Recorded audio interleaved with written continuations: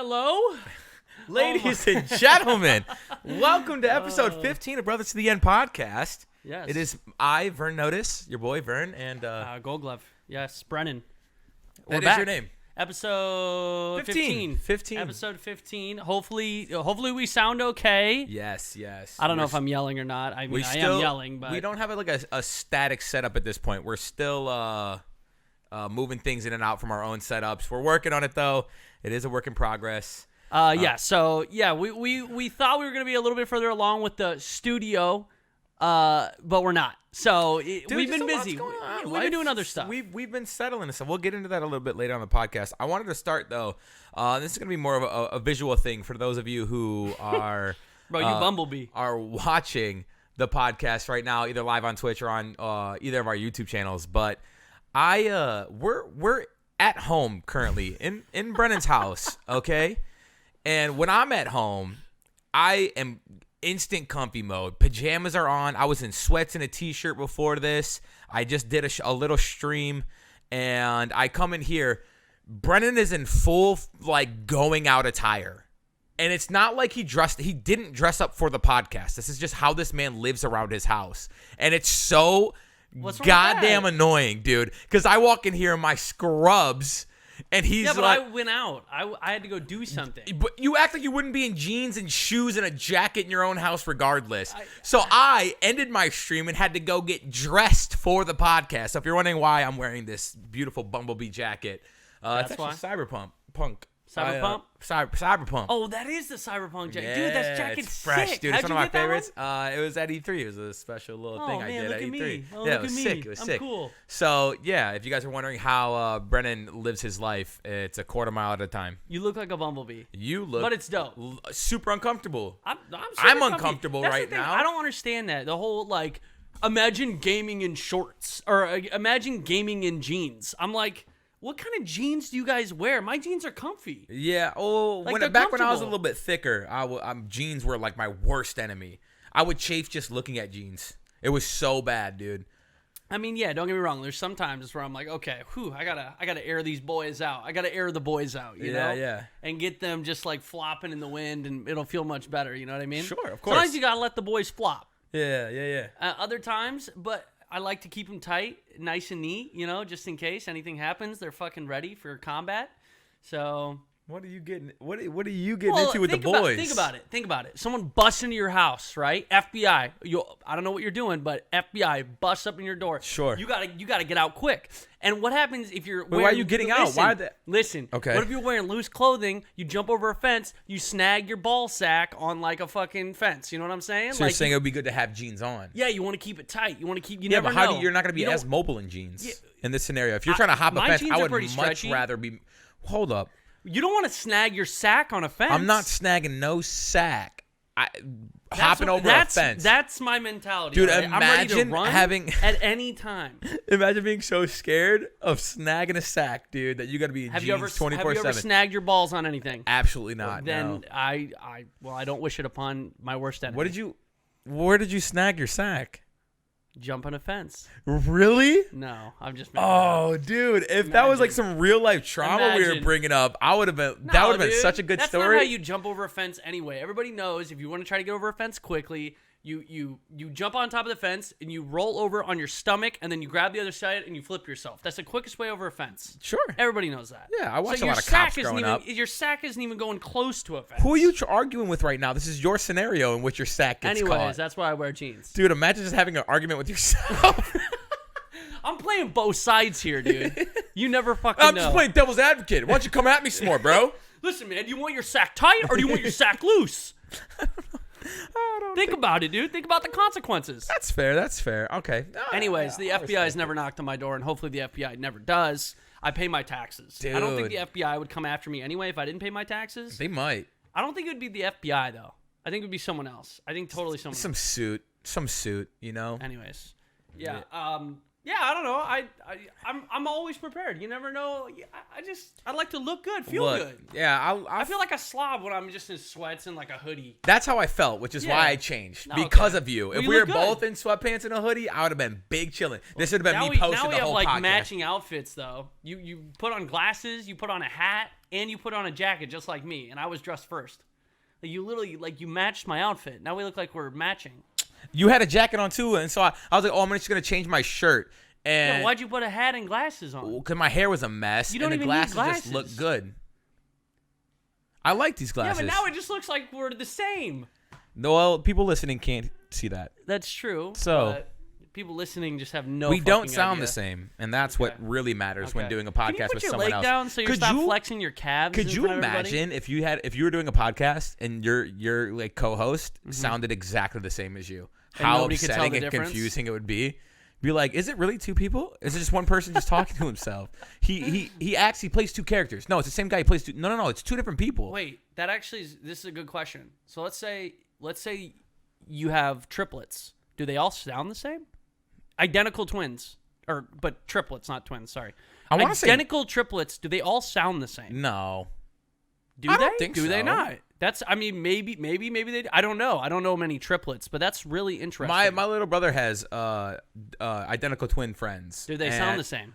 Here's the thing. I just don't think I've spent enough time with them to know, and I hope they don't listen to this podcast. Oh, it's hard to tell the difference? Oh, dude, it's so bad. You're like, thankfully, they're always together, and so I'm just like, what up, boys? You know? What up, boys? But God forbid you ever see one of them out in the wild. It's going to be like, what's up, bro? It's going to be one of those situations. Hey, what up, boy? Yeah. Just singular. Dude. That's tough. I hope I don't get put in that situation. That's tough, dude. Yeah, I've never been in that situation. I'm terrible with names, period. Even if you don't have a twin, I won't remember your name. Dude, I've literally, conventions, it's the absolute worst. Dude. Because, like, everyone there is, like, somebody in your like realm, like in your world, right? Like either they're another streamer, a viewer, a company that's wanting to work with streamers and stuff. So like these names are like really, really important, but you meet so many of them and it's so difficult. I distinctly remember, and it was the worst I've ever felt, and I've made an absolute like conscious effort of it like now. But there was a conversation I was having. It was like me and like a couple of friends, and then like they introduced me to two of their friends who were also streamers. And I sat there and had a literal 20-minute conversation, which is a long time, right? Yeah. To sit and just talk to somebody you've never met before. Right. We had a 20-minute conversation. I turned around. All right, it's nice meeting you. Turned around, walked away. Didn't remember their names. Yeah. I remember what we talked about, but I couldn't remember their names. And it wasn't like it was, I felt more awkward than it actually was. It easily could have been like remedied by just being like, oh, what was your name? Or follow him on Twitter or something. Oh, what was your name again? Or just creep on him. The worst part is just not remembering having conversations with people, period. Oh. Or meeting people.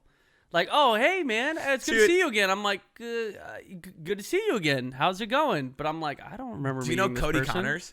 No. He works for Twitch. He does esports stuff at Twitch. And you say that, and I probably met the guy. And I'm like, no, never met him. So this is what's the best part, because he caught me outside of one of like 3 Twitch cons ago, and he was like, "What's up, Vern?" And we started talking and stuff, and I was like, "What's up?" And he looked familiar, but I just couldn't remember his name.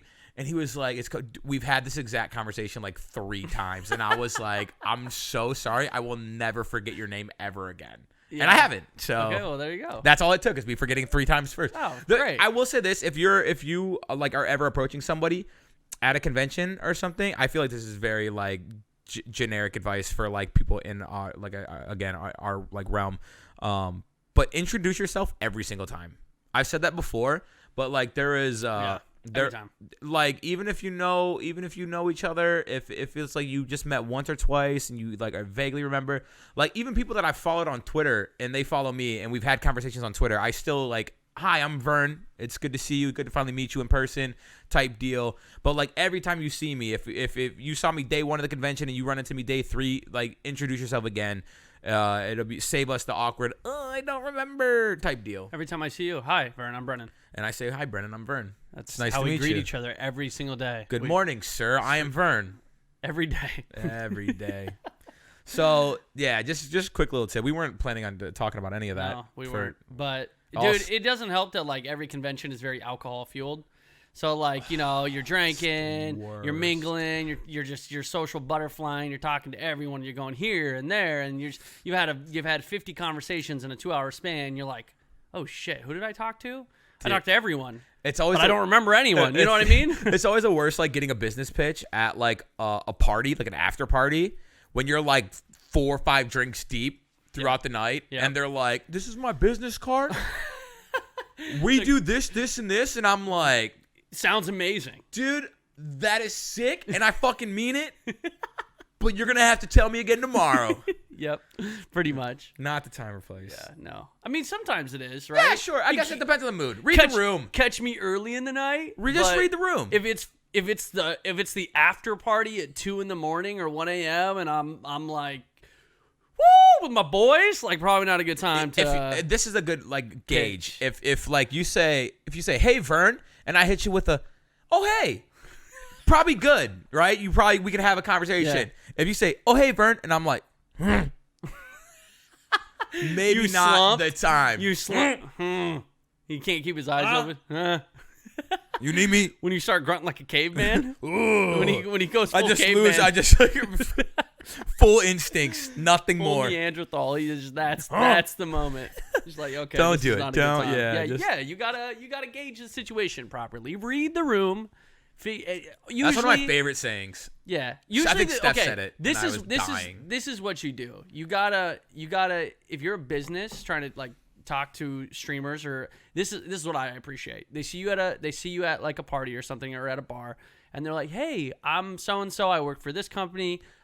We'd love to chat with you. Do you have time tomorrow on the show floor to actually have a proper meeting?" Huge. That's when I'm like, yes, I do have some free time. I'll be, a normal human being right then. I will not, I might be hungover, but that's, but like. It's better than being drunk. But like, that's professional hours. Right now, I'm trying to be a degenerate and have fun with all my friends. That's the thing, too, is like, of course, like conventions are 1,000% like a business trip, right? We're trying to make connections and we're trying to like pursue opportunities.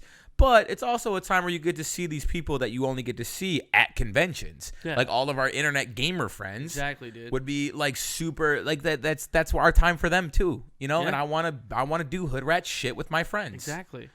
I just want to chill. And I don't want that to affect how you perceive me on a business level. Let me get fucking belligerent drunk, rage my face off, and then like tomorrow we could have a conversation tomorrow. Yeah. That's the way to do it. Amen. Amen. There's boundaries. But anyway, that's not we're not even talking about that. That's not what were we talking about? Dude, your yellow jacket. My yellow jacket. How did we get to there from your yellow jacket? Dude, that's what I love. Cyberpunk E3. I'm trying to remember how we got down this rabbit hole. I don't know. It's not important. It's not. I hope you guys enjoyed it regardless. Anyways, there are some few things that I wanted to talk about. We have the Project A just got actually a name of Valorant. I have no fucking idea how to say it at all, but it looks really good. I kind of wish they would have just stuck with Project A. Just easy. No, but it looks like Overwatch and Counter-Strike I'm hearing a lot of comparisons to Shadowrun as well. Which I know it just gets you going. Dude, I've been trying to get in-house Shadowrun lobbies for since its release. Didn't you just yell at me today because I said I was going to play The Last of Us multiplayer, and you're like, why are you going to play that old game? This man, and you still want to do in-house Shadowruns? Because Shadowrun matches? Come on. No, because you literally said, this is this man's exact words. I'm trying to play something new on stream. The Last of Us multiplayer. like, what do you mean, bro? I just meant something different, not necessarily new. Yeah. Because I've been playing too much EFT. Fair. By the way, you know what? That's perfect. First off, before we talk about this Valorant, let's talk about EFT and how you're actually obsessed with it. Addicted, dude. Yes, it's actually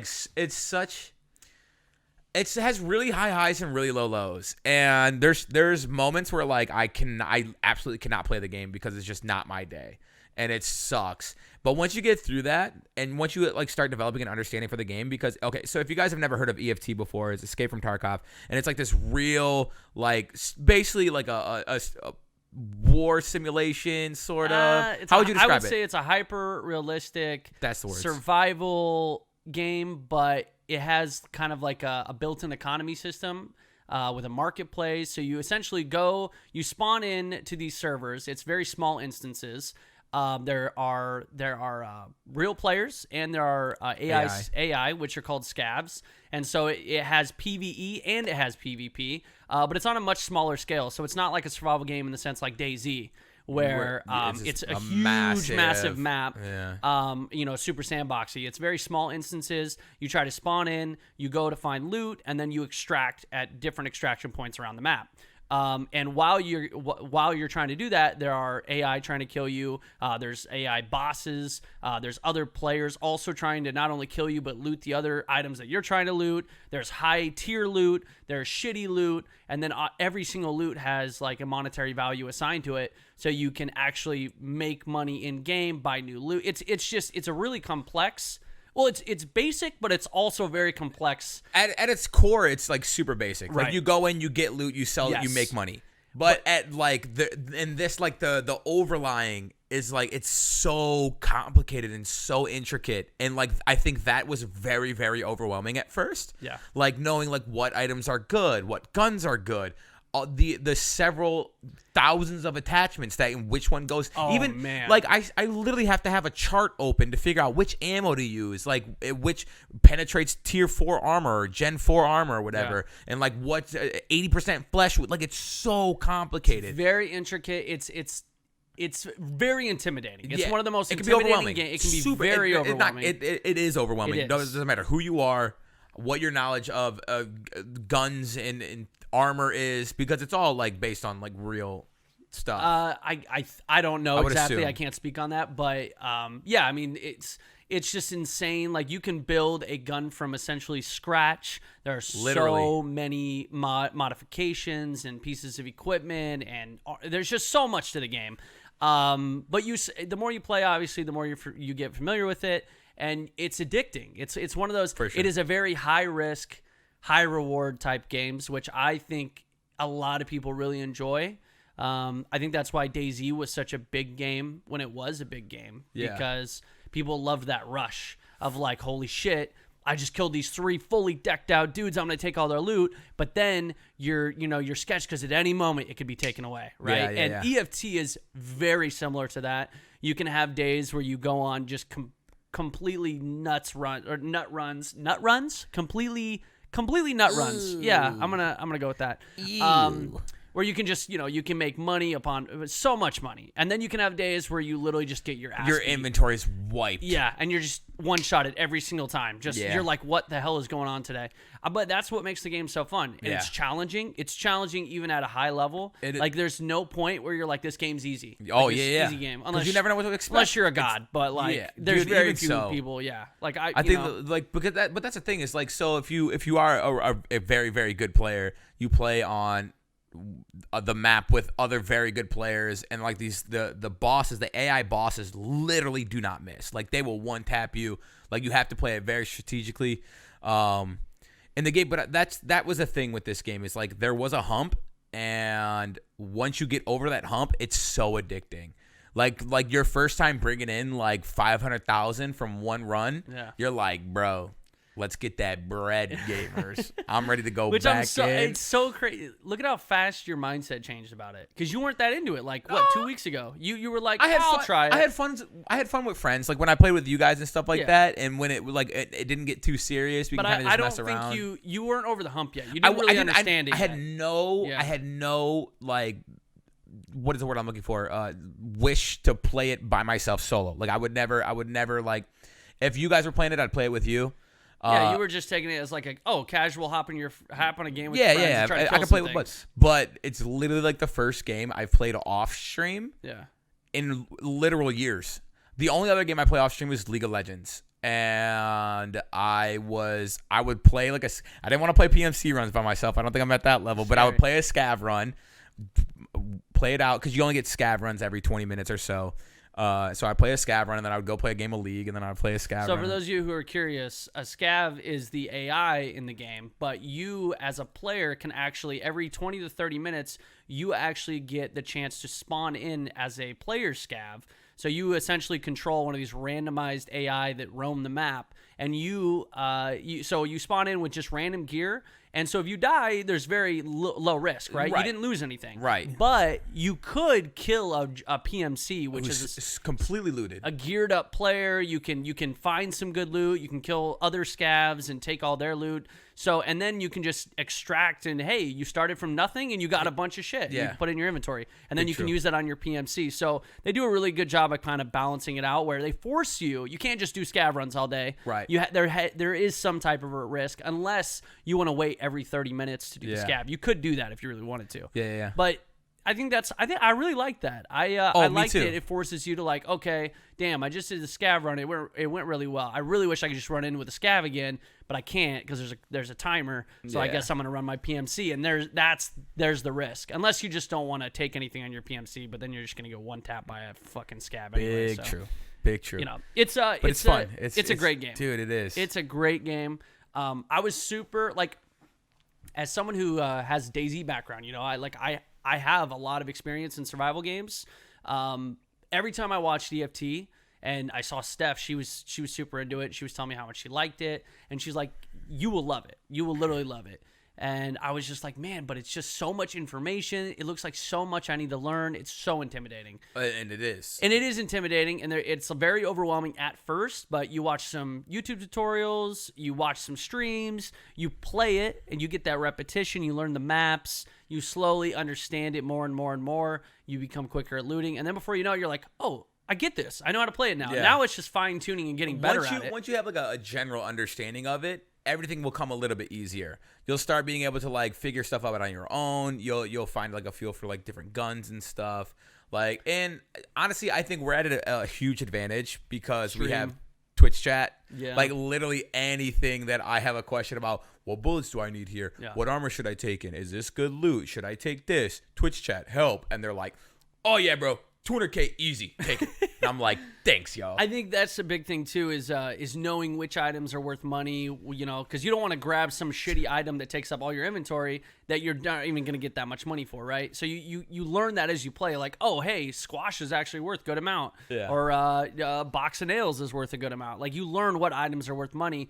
But the good thing about EFT is there are so many people that are creating resources to help you play EFT. There's an entire wiki dedicated to it. There's ammo charts. There's maps that tell you callouts and key locations. And there's a lot of resources out there if you want to slowly learn the game and have those things kind of help you along your way. So even though it's intimidating, and I'm sure a lot of people feel the same way I felt when I was starting out, it's just like, holy shit, this is too much.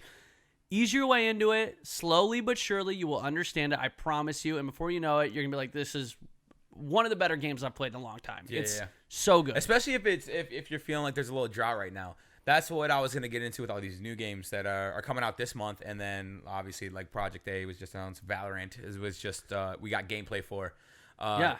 Dude, especially, like, I know gamers in general, but especially streamers, we go through, like, these droughts of video games where we're just playing the same thing over and over again. I'm a variety streamer, but I played nothing but League of Legends and EVT for the last 2 months. Dude, this is, I think, the first time I've literally played one game for multiple weeks straight. I haven't played anything but EFT for, I think, literally weeks now. Yeah. Dude, it's a good time. There's nothing else. That's the thing, though, is, like, it sucks when you're forced into it. When you're like, I don't know what I'm playing today. I don't know what I want to play. This is my go-to. Yeah. Right? That kind of sucks. But when it's a game that you're like really, really passionate about and you're having a lot of fun with, then it's a good thing, in my opinion. Like when I'm really excited to like jump on and play EFT or whatever, like that's a good feeling, despite me playing it for like the last 3 weeks or so.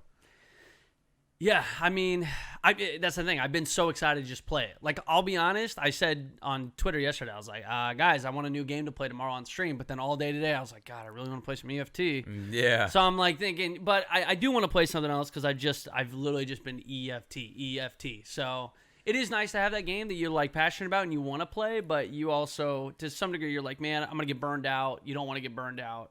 You got to play other stuff. So, but new games on the horizon, including Project A, a.k.a. I have no idea how to pronounce it. We'll go with Valorant for now until somebody says otherwise. Dude, I'm excited for it. Riot actually has been balling out. So they announced, what was it, like 5 new games?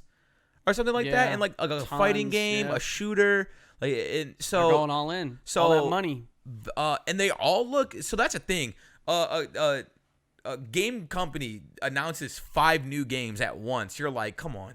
Like what are you pushing out at us right now? You think because League of Legends is one of the most popular games in the world that everyone's just gonna soak this up? Like, I mean, everyone's they gonna eat have it? one that Riot's always had pretty good quality control. Dude, everything Right? has looked so good. And they've always done everything in house. Their production, Yep. their tournament, like that's all Riot. They've always done that. They've always been in control of everything that of their IPs, which is big. That's huge. And I think they were like, hey, we have the money, we have the resources. We have the lore, we have the characters that we can grow on, and people want to know more about the their world card that we're game, creating. Runeterra. That's what I was. So It's almost even better. Like being a fan. So you don't play League of Legends at all. I do not. And I don't think there's going to be much crossover between League and Valorant, but there was like a lot of crossover between League and Runeterra, their strategy card game that just came out. Like similar characters, and that was almost like better for me. Because like I already knew these characters and stuff, and like you bring them into this card game, and I already have like I'm gonna use the word relationship with these characters, like so you kind of understand what they do and who they are, and it made understanding the game a little bit easier, and I really liked that. Valorant, on the other hand, I think from the characters that I did see, they don't correlate, but the game looks really fun. It looks really well done.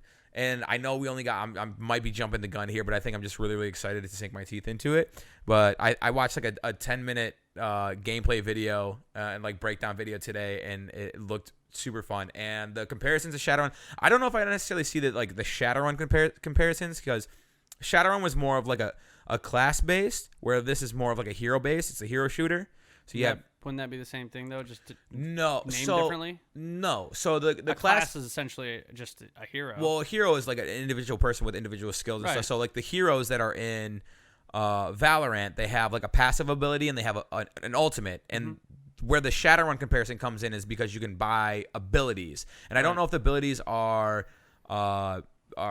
individual to each hero, or if they're like a general ability list. Yeah, universal ability list that you can purchase from and like kind of kit your character out the way you want. But in Shadowrun, that's how it was. So you had your classes like elves, dwarves, trolls, humans, and they all had different like not abilities but like perks to them. Like elves like regen health and were really fast. Trolls were like big and tanky, right? And they had like more armor, right? But you can kit them however you wanted. Like all the guns and all the abilities were available to every character, and I don't think that's how Valorant comes out. I think they're just comparing it because you can buy abilities, and that's pretty much the only similarity I see. Well, it has an economy system like CS:GO does. Yeah, which Shadowrun also had, but I would say it looks way more similar to the CS:GO and Overwatch comparisons that I see than to Shadowrun, which. It's not a bad thing either. Right. I have a lot of freaking time on both of those games as well. So I'm just excited for it in general. I'm excited for it. I mean, I have 700-800 hours in CS:GO, which in the grand scheme of things is really not that much compared to how much time a lot of people have been putting into that game. Thousands and thousands of hours. But I feel like I kind of hit a wall with that game. Just like I don't know. I just stopped caring about getting better in that game. Yeah. I lost interest in it. Maybe it's because other stuff started coming out and stuff like that. But, I mean, it looks interesting. It looks like something I'd be willing to try. And the thing is, those games usually, if they take off, like it's fun when you get in at the ground level, when everyone's learning how to play the game. Those are the games that are kind of hard to jump in or like later on in their life cycle. Like imagine jumping in as a new player to CS:GO right now. You're going to feel a lot more discouraged trying to learn the game because everyone's so fucking good, right? But at least with this game, it's similar to other games, so there's already going to be those people who are skilled at it. Yeah. But at least, there's no meta in place. There's no, like, everyone doesn't know the maps and like peaking spot. You know what I mean? Angles. Yeah. So it's a good time to learn the game. It's a good time to learn the game. With everyone else. So, of course, I'm going to jump in and play it and see if I like it. I do like that it's not just a straightforward copy of, like, CS:GO. I like the fact that there's, like, abilities. And then the only issue with abilities is I feel like that's even harder to balance. Yeah. There's always going to be one character that's OP as hell. And especially with Riot, that makes me nervous because we all know that they're not the best at, even though I think we all know it's on purpose, but I mean, everyone knows Riot kind of makes OP characters, so everyone buys them. And I was just about to say, anytime know, a new character comes out on League, they might be a little broken in they're some always OP, aspects, so that which like is people want to play them more. A smart business decision, right? You want people to buy that skin, everyone buys it, and they go, oh, wait, we're nerfing it, and then I get it. I totally understand that. But so is this a free-to-play game? I actually don't know. So if it's a free-to-play game, I'm curious because that means they're going to have some type of character like. So Runeterra and League are both free-to-play. So I would say yes if anyone wants to confirm or deny that before. Yeah, yes, it's going to be free-to-play. I already got confirmation. So that would mean they're going to release champions, quote-unquote, cosmetics and new characters. So that makes me super nervous because in FPS where you have a champion, I don't know what they're going to call it, hero, whatever, a class that is potentially OP right off the bat. I don't know how Riot's going to do it. Obviously, we're very early on. I hope that's not the case, but they got to make money somehow. So. I will say this, and hopefully it eases your mind a little bit. It being Riot Games gives me confidence. Yeah. There are over 100 champions now in League. Yeah, that's crazy. They're still able to balance them. And, of course, the, really old champions need to be, reworked completely. And, they come out completely different than what they originally were based around. But they're conscious of it, and they actually make those changes. Okay, can we just put a fucking pause on this for a second? Because you saying that League of Legends has 100 champions makes my blood boil. In the sense that a $60 game in Gears 5 that has characters on characters on characters from the entire fucking series, and how far are we into the life cycle of this game? It came out in September? Coltrane is not a playable fucking character in Gears 5, a $60 game. Bro, that's just, they're introducing, and Gears defense. I can't even play as fucking Dom, dude. It's Gears. Dude, what is this, bro? What the? They don't even have Clay. They don't even have Carmine in the game. You're telling me I can't play Clayton? I gotta play Cat from Halo? It's fucking ridiculous. Out of this world. Here's the thing. It is frustrating. It's not a free-to-play game, right? If it was a free-to-play game, okay, well that's understandable. Okay, we have to play as Cat today. But they made $60 a fucking game. Plus, I paid $100 on the Steam version. Bro, you paid. Where the fuck are my skins? You've been buying a lot of skins. And I buy the skins because I'm like, ooh, man, I'm a piece of shit. I'm going to put that skin on and be a piece of shit because I'm financially irresponsible. And these... God! Anyway. Maybe one day.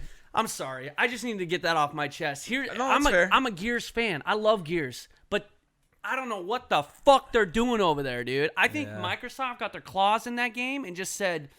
Bleed them dry. Microtransactions, bleed them dry. Man, it sucks that you say that. Which hurts me. Well, so I don't want to get into a tangent about the Gears 5 on the podcast, but why not? Well, the game, I let them have it. I really, really enjoyed a lot of aspects of Gears 5. I think the campaign this year was probably one of my favorites of the series. Yeah. And then the story was great. I think escape mode is cool. I didn't put too much time into it. Horde mode, the new Horde mode was actually really, really good. But this multiplayer, man, I don't know, it didn't stick to me like it. Horde mode? The multiplayer. Oh, the multiplayer is actually really good. That's the thing. The lack of maps hurts it. I think the maps are not good. The maps are terrible. The maps are the worst part. There's 2 good maps, which is another thing I'm frustrated about. This is Gears fucking 5. Gears 5. Yeah. You know how many fucking Gears of War maps there are? Yeah. Give us the Gears maps. That should have been day one shit. Well, day one. They or want, maybe they the want first new maps. month. They want new maps. I don't care. Players. People always say you're talking as a Gears of War old head right now. Fine. You're literally me. They gave us new maps. You're literally me because that's what I said. Give us 10 classic maps. Keep it fresh. I literally said the same thing. While you're working on one new map a month. There should be 5 new someone go back in the podcast, out, not months. Please, because I had this exact argument. I was actually so frustrated because these maps were not fun to me personally. I don't know how everyone else feels. Vascar's the only good map. But we have these classic maps that always make a return anyways. Gridlock, Canals usually comes back. Yeah, let us have it. They're so successful and they're such fan favorites because they work. They flow nice. They're just good maps. They're well designed, and they're fun to play on. You got these maps now that are just the spawning's miserable and people only play Respawn game modes now. Like the years of execution in Warzone are completely dead. Yeah, because we have all these games where, I don't know. Pace is everything. People have small attention spans. Oh, you die early in a round, and you're just sitting there watching some fuckboy who's new to the game hide in a corner. You know what's the that I understand too. that. Yeah. That's what makes me want to play King of the Hill. I die and I can get right back into it, dude. But that's another thing. Like last time we tried to play this game, like there was quitters. The matchmaking sucked. Matchmaking sucks, and there was quitters. The ranking system sucks. Oh, it's awful. The maps are trash. Yeah. It's tough because I know there are very dedicated people working on that game that are very adamant about the game's and they're success. passionate about it too. Passionate about it. They want the best for the game, and I feel like there's things holding them back. But at some point, you have to fucking figure it out. Yeah. Like, I get wanting to make it. Like, I think putting arcade in the game was awful. There's so many they brought new players into the game with arcade. Yeah. They never left arcade. Yeah. they're not leaving it. It wasn't like a transition place. No. It wasn't like a here's an introduction to Gears, move on from it. It's we're going to give you this mode and then people are just going to play that mode and nothing else. Like it was just I think they've made some really poor decisions with the game, and obviously like their lack of commitment moving forward has been weird to me. Like they just decided, "Oh, Gears 5 will be fine. We're going to work on Gears Tactics."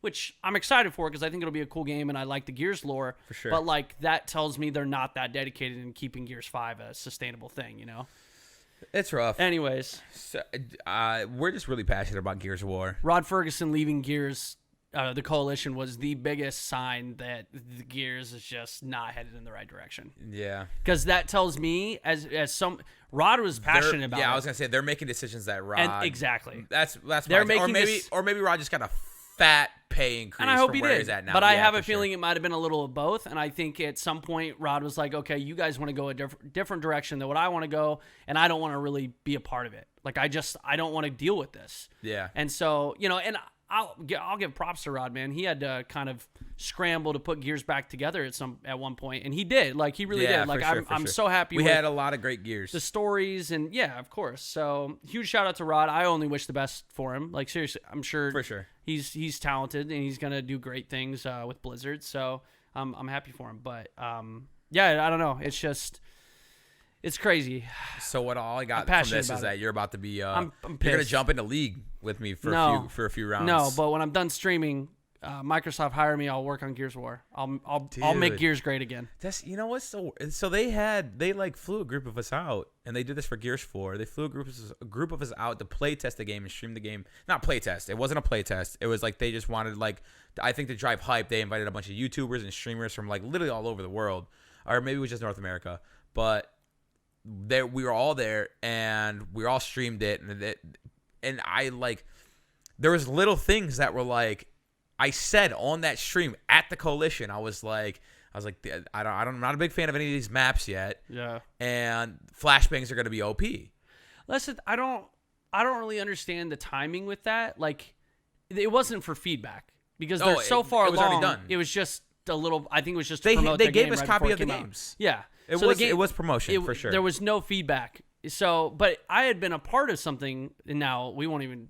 I hate talking about this, but I was a part of a feedback for Gears of War Judgment. For Gears of War Judgment, which is the worst Gears of War game ever made. Like we Gears fans talk about it like it doesn't exist because it truly is just the biggest piece of shit in the world. It was awful. Awful. Not a good game. It was so not a Gears of War game, and I went in there excited, like, oh man, I can't wait to play this new Gears game. They're inviting me early, and so we tested it, and they tried to make it Call of Duty, but Gears of War, and we were all Gears of War fans, and we told them like this is not going to work. Like we would sit down in a little boardroom and like have just long conversations. I had a list this long of just this is like people are not going to like this. This is you have to add. Gears of War has executions and beatdowns and shit. There was no executions. Like. That's not Gears of War. People just fell over, dude. Yeah. And I was like, this is going to be awful. They didn't listen to anything we said. They shipped it. Like, why bring us out there, get our all feedback, this money, yeah, and then not change it? Huh? That was when, like, I remember having a dream as a kid, like, man, you know what would be an amazing job? To, like, test and QA and work on video games. Stressful. Fuck that shit. Are you kidding me? Hell no. Never. One, if you actually have a good idea, like, and you bring it to their attention, like, at least in this moment, I was like, good things. Like, yeah, hey, this is why we're here. They're going to fix it. I was so excited. This is why they have us here. 3 months later, the game comes out. I'm like, fuck this. Nothing. Changed. Yeah. Thanks a lot, Why the hell did you devs. even bring us out? Thanks a lot. Why, like, I appreciate you treating me to your facilities. It was ridiculous, but I don't know. I think deep down that's still really, really, really not even deep down. That's surface level shit, bro. Yeah. That really bugs me. Well, yeah, you think they value your opinion, and then you give it to them, and it's clearly that They don't care. It almost felt like a waste of time. It was a waste of time. Yeah. I played the game for like 2 weeks, and I was like, oh, well, that was okay. Not really, though. I mean, you played it. You remember playing it. Yeah, not very long. There was only one amazing thing that came out of that game that I really liked. Collateral headshots with a sniper. Breach shot was fun. The breach shot was kind of a cool weapon, but nobody knows what we're talking about right now. Absolutely not. All the 5 people that played that game. Super excited for Valorant. I actually, I think it looks cool. It looks this amazing. month actually, I think there's a bigger list than I even have, but there are the 2 games on my radar this month that I'm actually super excited for. One comes out in like 4 days from when we're recording this, and that's Pokemon Mystery Dungeon. Is it another, what kind of Pokemon game is that? So the Mystery Dungeon is, I actually never played the first ones. So they're like, it was obviously on the handheld. And they're like a different genre. It was Pokemon in the Pokemon universe. And it didn't play like normal Pokemon games. Like you played as the Pokemon and stuff. I really don't know what to expect from it. But I saw that it was coming out and people are like real excited about it. And so me just being a huge Pokemon fan, I'm definitely gonna sink my teeth into that like heavily, dude. That's probably gonna be like all next week's streams. This Pokemon Dungeon. I'm excited for you because you're excited. Yeah, but man, I can't get into Pokemon anymore. I just can't do it. I don't know if it's like I want like a new type of Pokemon experience. Like that could be Mystery Dungeon. I want like a true Pokemon RPG, I guess. Like I don't know. I'm thinking Breath of the Wild, but Pokemon. Dude, Pokemon MMO would be so sick. Like I just want something like that. I think there was like a fan made Pokemon MMO where like you would I remember like, hearing go about through that. like you would was you it would MMO? go through. I thought so, and you would go through the universe and you kind of played it similarly, but you could run into other like players and stuff, and like that would be really sick. I don't know. I just love Pokemon. I think like now that all of the games are coming out for the Switch and I can actually stream them. Yeah. It's like unlocking this like childhood want and love for Pokemon again, because it was like such a huge part of my childhood and I loved it, but I was never able to like bring that love to streams just because I wasn't gonna pay for like a $500 capture card for my 3DS from a sketchy website, you know. But hey, I got mine through that and it worked, dude. It was pretty good. But so I just never was able to play Pokemon on stream before. And so Let's Go came out and it was huge on my channel. Everyone loved it. I had like the best time. We were shiny hunting I would stream for 8 hours walking back and forth in the same grass just to catch a shiny Pokemon. And people loved it. It was relaxing. It was fun. It was like hella exciting when it actually happened. So I'm really, really excited for Mystery Dungeon. Also, something that I know that you're not very excited about is Animal Crossing. Now, I played the first Animal Crossing, and I put so many hours into Animal Crossing, the first one for the GameCube. I've never played it. Can you explain to me what it is? Dude, not really. You play a character, and you move into this town, and you kind of just live. You live with these people, you make friends, you kind of like grow in this community, and you got to do stuff for this community. Like you go fishing and you can collect fossils. Dude, it was so, I don't know. I really don't even know. It was almost like Sims, but like not. And like you had You're really selling me on this. Dude, I don't need to sell you. I'm excited about it. But that's the thing. So I was like I remember I had like this, I went to the store and back in the day, like you remember Game Sharks, right? Well, Game Shark started making discs because the Game Shark itself would not, it was like GameCube. It was like another GameCube game, but you had to put it in before. So I bought one for Animal Crossing. I basically bought cheats for Animal Crossing, and you would like put the disc in and then like load up the cheats you wanted, take the disc out, put Animal Crossing in, and then load up your game, and you would like have all these cheats. Motherfucking using a Game Shark. Dude, I was for Animal Crossing, and it was like so goddamn fun. I cannot wait to get. And there's like, and I feel like my excitement for it doesn't even equate to so many people. Like, people are literally freaking. Do you know Mallory? She works for Discord. Yes. Dude, cutest shit ever, bro. She into posted a video on Twitter, and she was like, it took me 5 minutes walking into PAX, talking about walking into PAX. She like, it took me 5 minutes before I started crying over Animal Crossing, and it was like her walking up to the Animal Crossing like setup and just like instant tears, and I was like, oh my god, I can't believe it. When did Animal Crossing 1 come out? Dude, because I almost GameCube. When was GameCube era? Oh, that old? Yeah. Oh, damn. Yeah, I never played it. I don't know. I don't even know what it is. Dude, so I can't hate on it. I don't know. Maybe I don't think it's your style of game. Yeah. I don't think it's your style of game. I just don't know what it is. You mentioned it, and I was like, 2000. What is that? 2001. People are saying. So that comes out soon. End of this month, I believe. So I got Mystery Dungeon in like 4 days. Hopefully that'll keep me occupied, along with like EFT and some of the staples over here. I think we're into very different games. Maybe. Yeah, like that's your corner of like your excitement levels for games. Yeah. And then I'm over here thinking like Doom Eternal's coming out. Fuck yeah. We're gonna fucking kill demons. When is Doom listen Eternal? to fucking metal and rip people to shreds. When is Doom Eternal coming out? Like a couple weeks, I think. See, I didn't even know that. That wasn't even on my radar. But I think it comes out this month. The most recent Doom I had a ton of fun with. Yeah. So I will definitely check that out too. I like all games, man. I don't know, just something about like having such fond memories with Pokemon and Animal Crossing and be able to relive that as an adult and then share it with other people. Just it's something about it makes me happy. Yeah. So it's not like apparently Doom and Animal Crossing come out on the same day. Oh, that's why there's all those crossovers. Did you see that? No, I didn't see it, but okay. I saw like a tweet mentioning a crossover, but I didn't really understand it. I didn't look into it. I guess after like the release dates were announced and like the community heard that it was like on the same day, there started becoming all these crossover like fan arts. There's a whole like Reddit dedicated to it, and it's like you have like these like ridiculous like angry demon like Doom characters next to like these cute little like Animal Crossing, and it looks really good and it's so funny. That's awesome. Yeah. Well, now I feel like I gotta try the new Animal Crossing game, dude. Yeah, sweet. We could be neighbors, I think. Oh, so it is an MMO? No. Oh, so you're lying to me. What's going on here? How are we gonna be neighbors? Do I have to create you? Maybe. Is it like so? Is it The Sims? Do I get to woohoo you? No. Oh, we can't woohoo. Well, because I feel like it's for kids. Yeah. Okay. No woohoo. They don't know woohooing. I mean, we can fish. The Sims is for kids. We can fish together. That's not really woohooing. Oh, like sword fishing. No, don't do that. I meant sword fighting, not sword fishing. Brother, there's a video of all of that. What? That's fine. I was jerking it. Okay. Well, they couldn't see it if they're listening, but yeah, it's. I tried to save you guys. Sword fighting, the usual.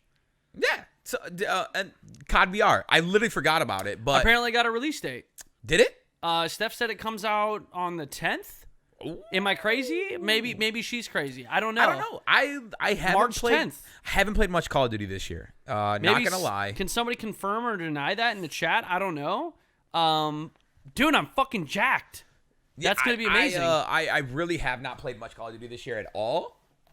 But yeah, I don't like the way it's played this year. And again, I'm played? not What do you mean? Played. I don't like the way people play it this year. It's a lot slower than previous years. Yeah, it is. I think that's why the BR is going to be good. When I played it, the maps were not that good. I like some of the maps, but you're right. The vast majority of them aren't that good. That's why I think like.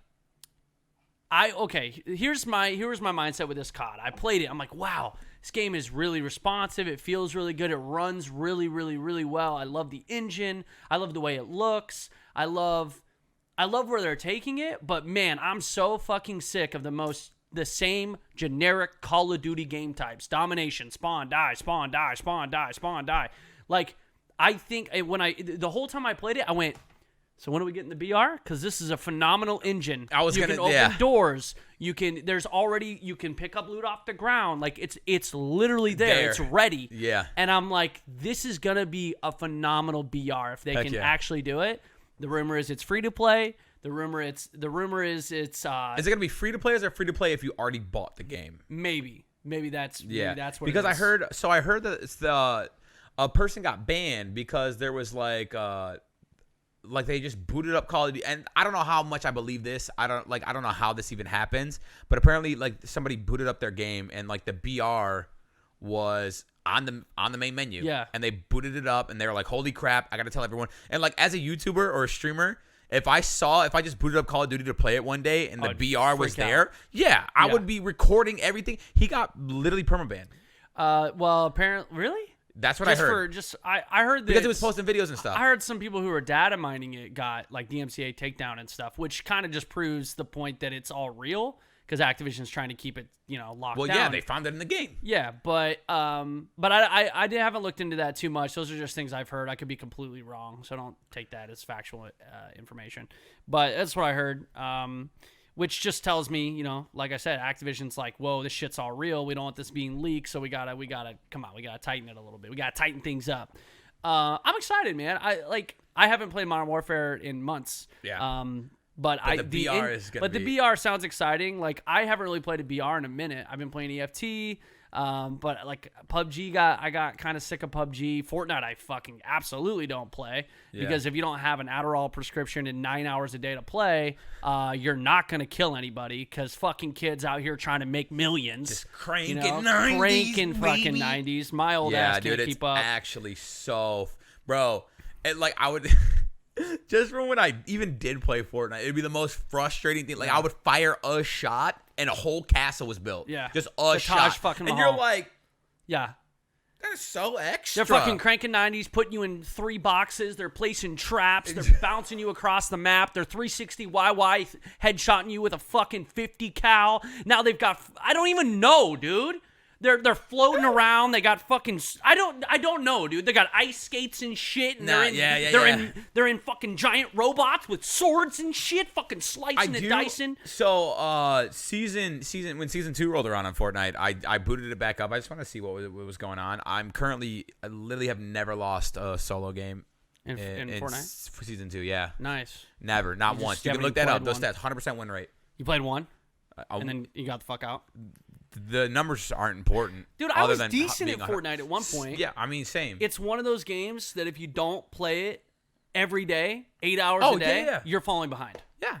And I mean, and the thing is, they make it, Epic's pretty smart with it. They make it casual for a reason. They want the vast majority of players to have a chance. That's why they add so much crazy shit in the game and all this. But I think it's not for me. I think I'm old. Yeah. I think I'm officially over the hump of being into that style of game. I'm just like, no, I think I'm gonna go relax and play some EFT and do some inventory management for 30 minutes or talk to my chat while I'm in a 10-minute queue. Yeah, I think that's why I like Overwatch so much. Overwatch is a game that I can go literal months without playing, and then come back in and still be around the same level as when I left. And there's people that play that every day and stay super stagnant, where they're at. Yeah. So it just feels good. Like if I'm bored or if I just want that kind of action, I can just boot it up and be good to go. So yeah, there's just no good BRs. I like BR games. I really do. I like the concept of BR games. Yeah. I just feel like there's been a lot of BRs that are super close to hitting like oh shit, this is the BR. PUBG was just a type of BR. Fortnite is that BR. Maybe not for you personally. Not for me personally. But yes, maybe you're right. I don't think I like the whole building aspect of a BR. Like that just takes it to a whole new level. I think I want a middle ground between like PUBG obviously and Fortnite. Like I want something in the middle, which I feel like Blackout on PC, like the Black Ops. It's like realistic, but it's like just a little kooky enough. Yeah, exactly. To, like it's fun, not like so intense constantly. Right. And PUBG, don't get me wrong, super fun and it's tactical but there's things that are holding that game back. I would be so much more into that game if the netcode wasn't so shitty, if I wasn't constantly being headshotted through walls, all the bullshit that comes with that. Let's not even get into the lack of anti-cheat and how many cheaters are in that game. So like there's just so much in PUBG that is holding it back, but it was a good game. It's still a good game. It's just there's things that are holding me back from really committing my time to it. And then with Fortnite, it's just so far on the other side of the spectrum where I'm like, yeah, the game runs pretty well, and it's very, but it's got other issues in the sense that it's too much for me. Like, there's too much fucking going on. When's the last time you played Apex? Apex is like, I like Apex, but I feel like it's similar to Fortnite in the sense that I got to play it 8 hours a day, or I'm not gonna be able to keep up with some of these dudes. I do feel that. Like, it's really weird. I feel like their matchmaking system is a little funky. It makes sense, but it, like, in order to, like, fill games as fast as possible, right. Like, I'm literally like a plat player, and I'll be queuing up with Apex Predators, and so, like, yeah. I instantly know if I get your ass dude whipped. destroyed. Yeah, that's just. And not it's not fun. like I'm bad at the game. I'm not good, but I'm not bad at the game. And like, if I'm in a particular rank, I should be played. And just, I don't know, dude. It's like, it's almost like. It's like you said, dude. If you're gonna stop playing it, it's really, really hard to stay like at a level that's fun, you know. I mean, I played a lot of Apex when it kept. That's the thing. BRs always catch my interest, and I play a lot of it. Like I played a ton of PUBG. I played a ton of H1. Yeah. I played a ton of Blackout. I played a ton of Apex. Dude, I miss H1. I played H1 before. I don't know. H1 was it, man. H1 was great. You turn off the engine. You slowly coast your car into a group. You pop out, two tappy pappy, pop out. When you took out a whole fucking squad with 6 shots, and you're like, oh, you felt like a fucking king. That was that era's cranking 90s, dude. That was fucking beast mode. It was so much fun. The sniper in that game, dude. H1 was amazing. And then, what the fuck did they do to that game? One update, man. One update. One update. They changed the entire game. It was like, oh, we have a really good game. Oh, fuck it. We're going to change the entire thing. That's scary. It's like a new game. That's just a scary thing about game development in general, especially if you got a game that's like, it's not like a Call of Duty where you're, like, a new one's being released every single year. It's a game that you're trying to maintain and you're trying to be successful for as long as possible. You have to make changes to it. You have to make updates. And I think they just went too far. And it sucks. That's the thing. You can't change what made the game fun. Like, I think the reason H1 was so fun is because the gunplay was, I don't know, it was really straightforward. Point click pretty much, right? Yeah. And then they added all this recoil and all these changes, and then they added all these different guns, and it's just like, I don't know. It was almost good because it was just simple. Yeah. Like, everyone was a god at it, right? So it was fun. Like, everyone was good at it. So I don't know. I'm not a game dev, but I just feel like they killed it with the combat update. Like I said, it's a thin line. It is a thin line. Ride. And I'm not a game dev, so I would hate to make those decisions, Oh, for sure. Like, that's got to be tough because I know there was a lot of talented, passionate people on H1, but at the end of the day, sometimes you just got to make decisions for the company, and you think it's the right decision at the time, and then time only tells, so you never know. It's tough. But yeah, it was a good game. I mean, oh man, one of my favorite BR experiences that got the axe so quick, but I don't care I don't care. It was so fucking fun. Radical Heights by Boss Key Studios. That was Cliffy's game. Yeah. Most people thought it was pretty I had a fucking blast in that game. It was so not serious. It was fun. I liked it. It reminded me of the culling with guns. That's what it was. Dude, the culling. And I didn't like the culling. Dude, the first culling was incredible. I don't like melee combat.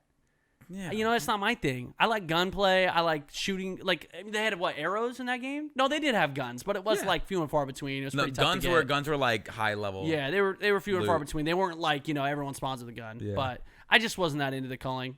But Radical Heights was almost the perfect in-between. Yeah. I loved it, dude. You can jump on a fucking BMX bike and do stunts off buildings, jump off, shoot people, get back on the bike and ride around. It was so stupid. I didn't have that many hours into Radical Heights. It just wasn't my cup of tea, but it was fun. It was super fun. And it was kind of easy. Maybe that's why I liked it, because I was literally just destroying people on it. Yeah. But they axed that shit quick. Well, that whole studio went under. Yeah. Dude, that was Lawbreakers was their first IP, and that it died. Dude, what literally Lawbreakers. Yeah. Dude, you liked it. You really liked it. Well, so that's the thing is, like, and it, like, back to this whole, like, if you don't play it forever, like, every single day, like, the skill gap in that game was so large, and they actually had flown me. You were part of a few sessions, and a bunch of other creators. They, like, flew us out, and they, like, try to, like, drive up the hype with content creators, and because I was like playing for the first time with other content creators, we all kind of learned like that whole thing where we learned together and we got good together. And so when the game came out, I think like I was at the higher level of the skill gap. And then I stopped playing it for a week and I get back on and it felt like I was playing without a keyboard and mouse. I like just hoping. I literally load into a game and just hope and pray.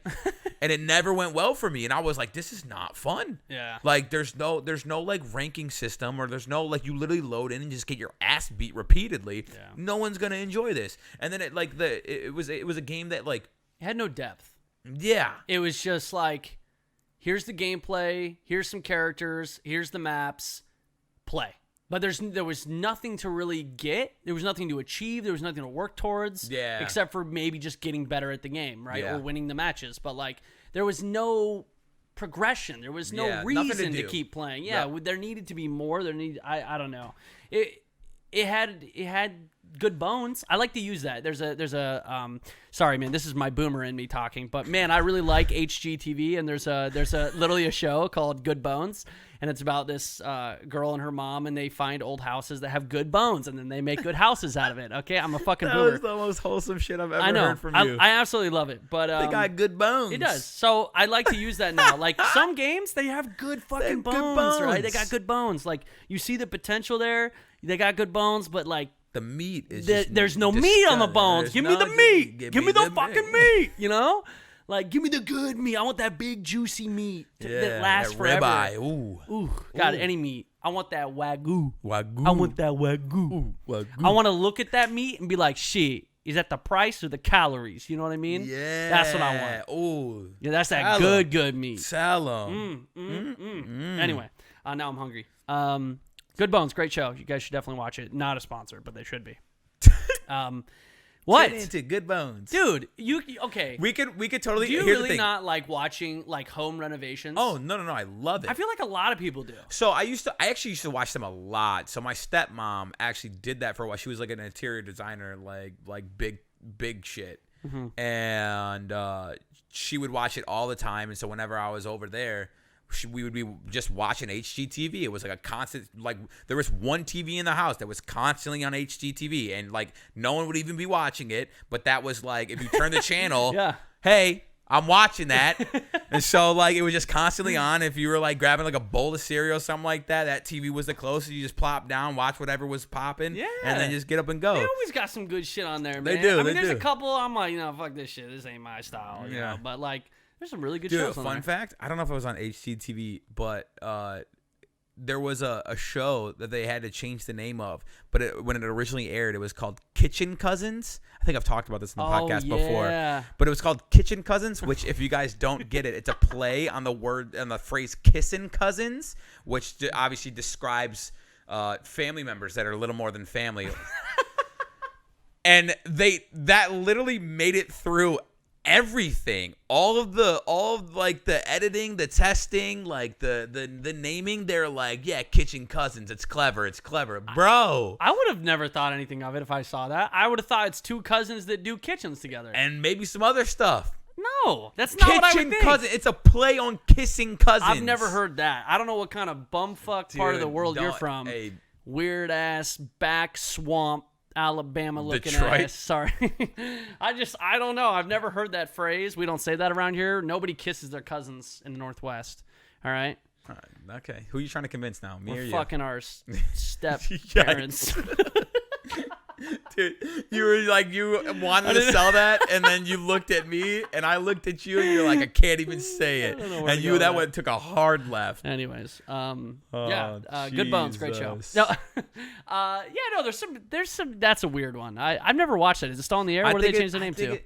Dude, like I don't even remember. It was like Kitchen Friends or something like that. Cool, man. That's a good change. I really don't. I forget what they changed it to, but that's just one of the funniest HGTV things I've ever seen.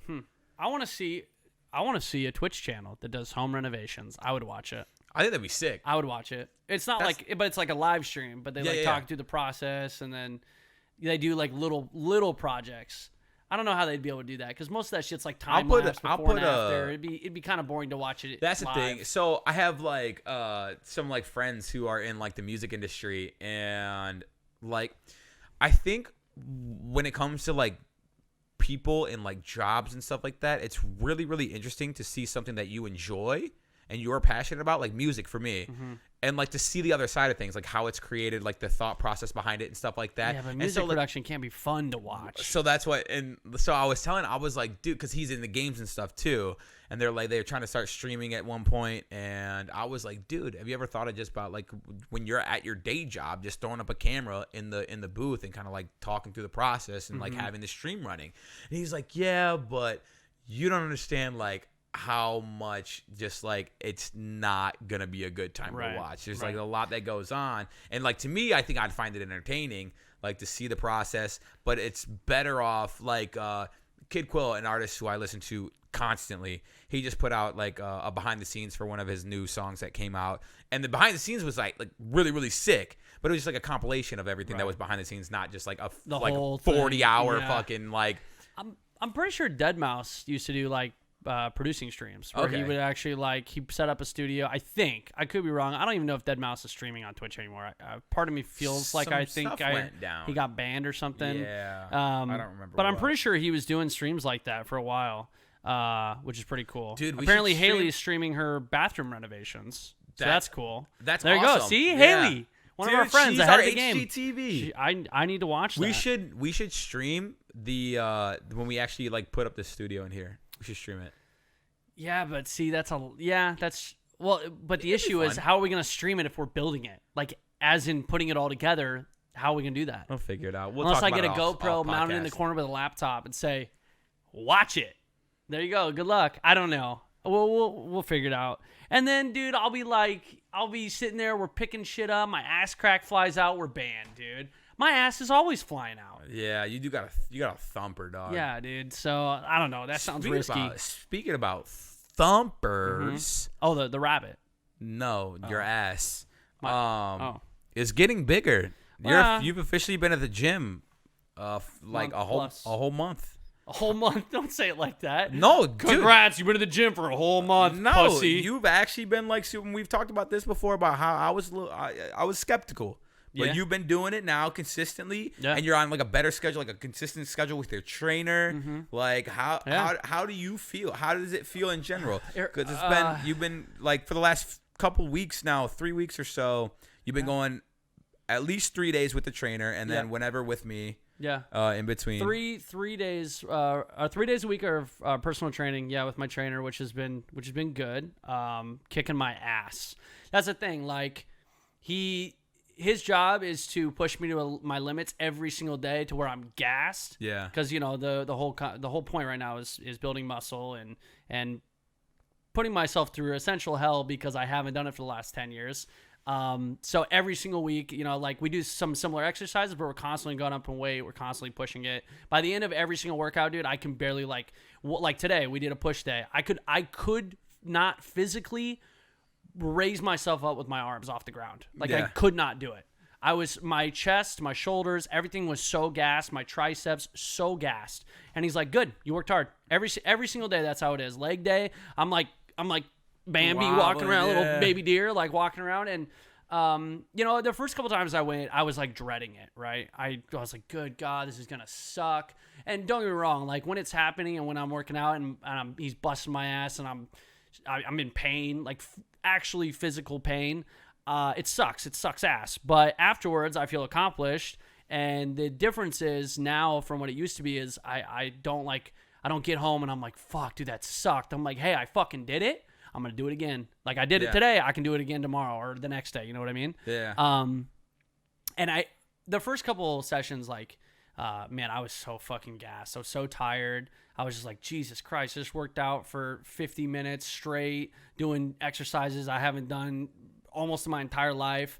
And I was like, this, I'm exhausted. Like I don't have the energy. I barely can walk up my stairs. I'm not gonna have the energy to stream for 8 hours. Yeah. But now, like I'm a month in, and I got home from the gym. I got ready, and it was like, oh, I just went to the gym and did all this, and it's now like I'm starting my day. Like 6 months ago, or a month ago, I guess, before you moved here, today I was driving to go run some errands, and I was like, oh, this is usually how I start my day. But I've actually already woke up. I ate breakfast. I went to the gym. I came back home. I got work stuff done. I took a shower. I got ready. And now I'm doing what I normally would have done. It's a good start to your day. It's a way better start. And I'm like, damn, I got energy. I feel good. And I put in work today. Like, I don't feel shitty. How have you been? You've been sleeping better? I've been sleeping way better, dude. Oh, I'm sleepy? Okay, I'm gonna close my eyes. Yeah, pass out. I'm out. Yeah. Steph hates it. Yeah, because she has a tough time sleeping sometimes. But for me, ooh man, I've been sleeping like a baby. Yeah, I've been falling asleep really easily, but it is kind of tough to wake up sometimes. Maybe my body's tired, bro. I'm for like, sure. I mean, there was sleep. and we could talk about this in a little bit, but like Alter Carbon 2 came out, the season 2 came out. And that fucked me. Yeah, you're up all night. I can't do that shit anymore. Yeah. So like we're on such a good schedule, you know. Like my body's getting used to it, waking up, going to bed at a specific time, and then Alter Carbon season 2 comes out. And normally, like me and Steph, we'd binge shows. We'd stay up till like 5 or 6 in the morning, wake up whenever, no big deal. But now that my body's on this routine, you know, I tried to binge it, and I got like, there's 8 episodes. I think I got in like 5. So it's 5 a.m. and I'm like, I'm not even making it another episode. There's no way. I barely made it the last one. I was like, nope, I'm going to sleep. We can wake up and finish it.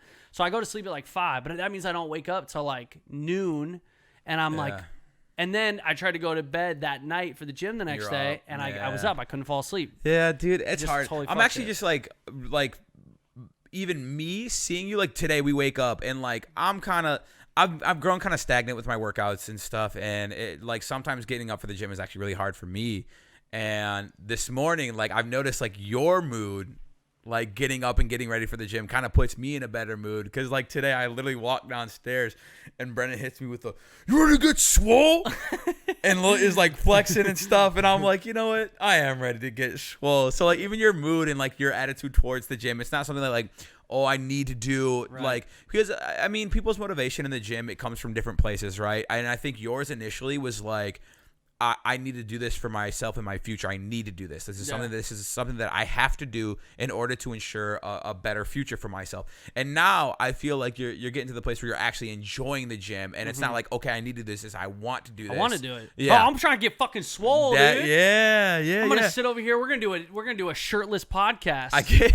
That's what I want to get to. I get people that ask me all the time. So here's, and I was gonna get to this as well. I'm really happy that you have a trainer. Yeah, I needed one, dude. I just need someone to kick my ass. For those of you who don't know, I kind of went, and we talked about this earlier in the podcast, but I went on a little fitness journey myself. I used to weigh around 250 pounds. I'm now down. I got down to about 180. I hover around like 190, 195 right now.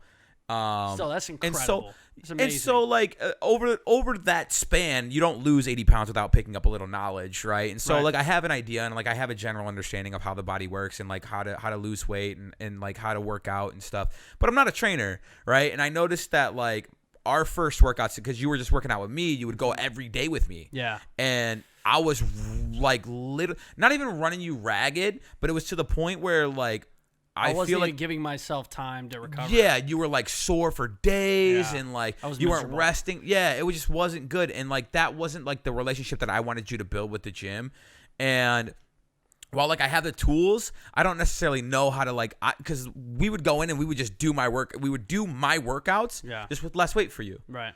And I've been working out every consistently for like 3-4 years, and so like, even when I first started, that is such a faded memory. Like I don't remember where I began and like how I progressed. And so it was like really, really hard for me to try. I can teach you workouts and I explain to you how it works, but I don't know how to like help your body understand and like help you out. And so I'm really, really happy that you got with a trainer, because I can see that he's pushing you, and it's to the point where like, you're sore as shit after your workouts, but you're eating good, you drink enough water, you sleep well enough, and sleep is probably the biggest part when it comes to recovery. You get enough sleep, you will feel 1,000 times better the next day. And I'm just like I'm really stoked. I like it. I wanted to kind of like get into a few questions because people ask me all the time on Instagram and stuff, and that's what I kind of wanted to talk about in like generalities here. Like I get a lot of questions on Instagram of like, oh, what do you eat to lose weight? How much cardio do you do to lose weight? Like I'm trying to lose weight, nothing's working for me. And like I'm not an expert, right? And like that became very apparent to me when I was trying to work out with you. You're always learning though, dude, and I love to learn. I really, really do. But like asking such a general question like, oh, what motivates you in the gym? Well, it's different for everyone. Yeah. Right. Oh, how do you lose weight? Well, it's different for everyone. Yeah. I will say like if you're trying to lose weight, being at a calorie deficit is the little only way to do it. Like you literally consume less calories than you burn on a daily basis. How you go about that, completely up to you. True. Right? The things that you're eating, the stuff. I showed my stream. We were talking about being in a calorie deficit, and we had a literal it was like a 2-pound bag of broccoli, and the whole bag, which I don't think I can eat a lot. I don't think I could sit there and eat a whole giant bag of broccoli. Right? Just too much. It's just too much food. Right. But then we had a bag of chips, which I have eaten in one sitting, and it was literally like pushing 3,000 calories, one bag of chips. And it's like you can make those decisions. You know, it's like when people are like, oh, I don't know what to eat. I don't know what's good for me. There's some things that are deceptive, right? But on a general scale, like you should know. You can look at a food and be like, hey, oh, maybe these cookies aren't so good for me. Maybe I can go with like almonds or something instead, you know? Don't down a fucking soda and a Snickers bar for lunch. Right. You know, like try to make better decisions. I mean, for me, like I was a lot heavier a couple years ago, and I didn't go to the gym when I lost all that weight. I literally just started cutting back how much I was eating. I was starting to drink more water. I drank less alcohol. Like I just made small little like changes along the way. Building good habits is like so important because there's little things that I keep remembering from like my childhood and like growing up, and like it was no mystery as to why I was fat. Like I would come home from school every day and stop at like a party store and get a Dr. Pepper and a Butterfinger every day. I love Dr. Pepper and I love Butterfingers and I still have them. All right, just not every fucking day, right? Yeah. And like, dude, fast food. When I was living by myself at home, dude, it was so much easier to order fast food than it was to cook meals. Well, I mean, that has something to do with your job and your lifestyle too. Like what we're doing on a daily basis. Like we're streaming. And especially, the stigma around streaming is stream all the time, be on all the time, try to be there. You know what I mean? Dude, try to just do it as much as you possibly can. Which I feel like some streamers still do that. They're like they wake up and they're like, oh man, I got to stream right now. Ready for my 16-hour stream today. Ready to stream, and they don't get off. They get off and they eat on their stream and they get off stream and they go to bed and they do it again. And that's fine. Some people do that, and some people can maintain a healthy lifestyle like that. But for me, they can't. Well, it's very hard. It's very hard. Dude, I refuse to believe anyone who's putting in hours like that is they're living not being as healthy as they should. They're not taking care of themselves. Absolutely. And that's not like I'm not going to sit here and be like, "Oh, you're living incorrectly," because it's their life. They do what they want, but I refuse to believe anybody who is like their only focus is maintaining online relevance. They're not something else is lacking in their life. That's why I gained on my weight. That's literally why I gained on my weight. I would literally wake up every single day. This is let's take it back to like 2013, 2014. This is when I was just starting to stream full time. I was doing YouTube full time. And everything was growing really exponentially. It was getting huge. Yeah. All I could focus on was I'm gonna wake up. I want to ride this wave. I'm gonna do it every second of every day. And I went from like 150 pounds to nearly 200 pounds over the course of like the next year or two. And it was because, oh man, I got to wake up and I got to stream, which means I got to get quick food. I can't waste any time. I need to get something in my body. Oh, what's the quickest thing to get? Well, here's I can order from here's a Mexican joint right here. I'm going to get 2 burritos. I'm going to get one for now, one for later, so that I don't have to worry about food. And I would do that almost every day. Oh, what will I drink? I don't know. I need some energy, so I'll grab like a giant fucking Mountain Dew. Oh, that has caffeine in it. Yeah. And I would drink that. And I would just I didn't care what I was putting in my body because my main focus was just streaming, editing videos, putting out YouTube videos. Like literally that was my only thought process. That's the only thing I cared about. And then at some point it catches up with you and you're like, holy shit, like what happened? This happened so fast. Like I gotta really pay attention. And then so that's kind of where I'm at now, is that I just like I've never really focused on my health. Never. I've never done that. Like I made last year I decided to kind of make better decisions as far as what you ate. But stuff. like now I want to actually be fit, and I want to see, like, I don't know, I've never been big. I've never really had, you know, like I've never really had a body to be proud of. Yeah. So I would like to see what I can get to. Yeah. Fuck it. Why not? At least then, like, when I'm 45 years old and I literally I bust my ass and I'm like, fuck, dude, I can't do it. I'm at least still young enough to where if I do it now, I can be like, okay, well, hey, I did that. Fuck yeah. Yeah. Like, this was possible. For sure. When I like, dude, I don't want to get preachy about the whole, like, take time for yourself and your health, your physical, mental health, as far as like content creation goes. But like it was even in our friend group, it was like a super toxic mentality. We would literally give each other shit for whoever had like the less hours streamed that month. Yeah. You were really bad about that. I'm sure I was. You would like, I remember that. Like you would, you would go. I would have like literally like 5 days in a row, like 8 to 10 hour streams, 5 days. Only 50 hours? Yeah, get your numbers up, like, dude. But we would tweet our hours. Yeah, we would do it back and forth, and like it was like this mentality of where we had to like we'd have to be on constantly, and it just was not healthy. And so like it's easy to fall into like those traps where it's like I gotta stream for 12 hours a day, you know. I gotta stream. I'm gonna order food, and then it was never like the limits like stopped existing at that point because I like you see me, I can eat. There's no end to my hunger, even now.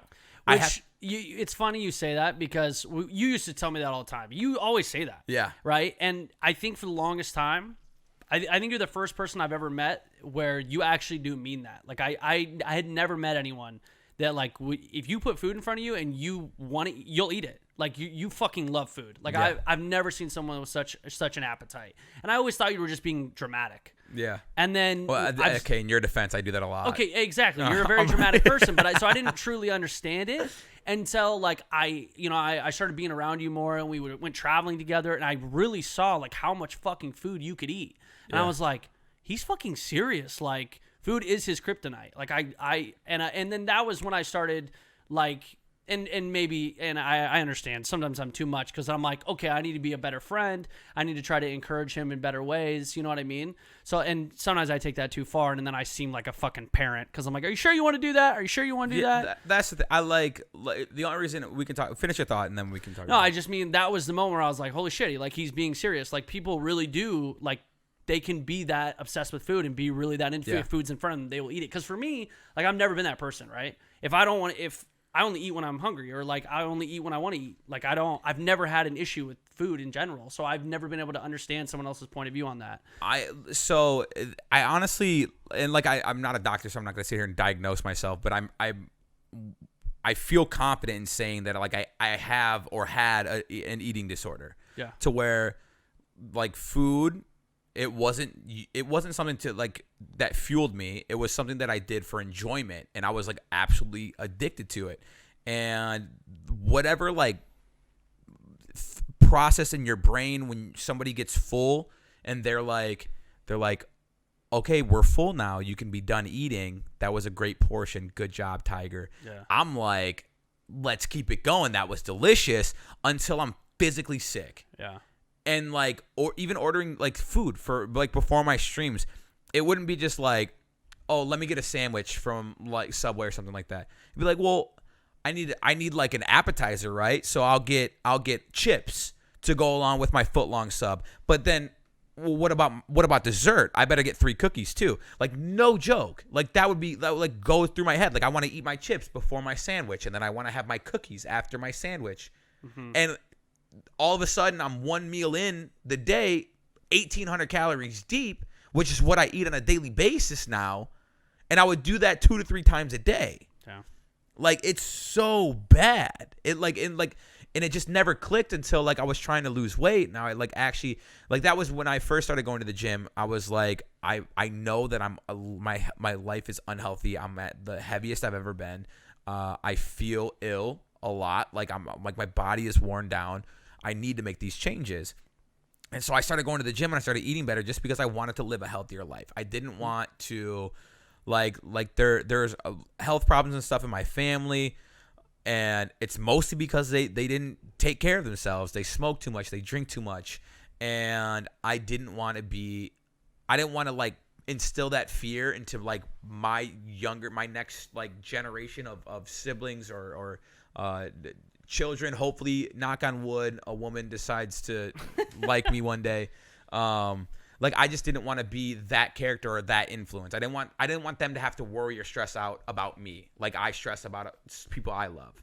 And so I was like, okay, let's go to the gym. Let's get our health right. That's the thing. Everybody has different motivations. Yeah. For me, I mean, I think it was because 30's creeping up on me. Yeah. Like fast. Like holy fuck, I'm 29 next month. Yeah. And where did the fucking time go, dude? Like where did it go? And so like, and I think for me, especially at a young 21, 22, 23, like, oh, hey, I'm busy. I'm just busy a lot. Like I'll get to the gym. One of these days I'll get in the gym. Yeah. And like it's right there. Like I'm almost there. I'm almost ready for the gym. We can do it next week. We can do it next month. Yeah, we'll do It's it fine. next month. I'll get into the gym any day now. And then all of a sudden a year went by and another year and another year and another year. And all of a sudden I'm like, fuck, dude, I'm almost 30 and I haven't done anything. Dude, I haven't done anything. And that's the thing. You're not alone in that too. Like I think you'd be shocked at like how many people, dude.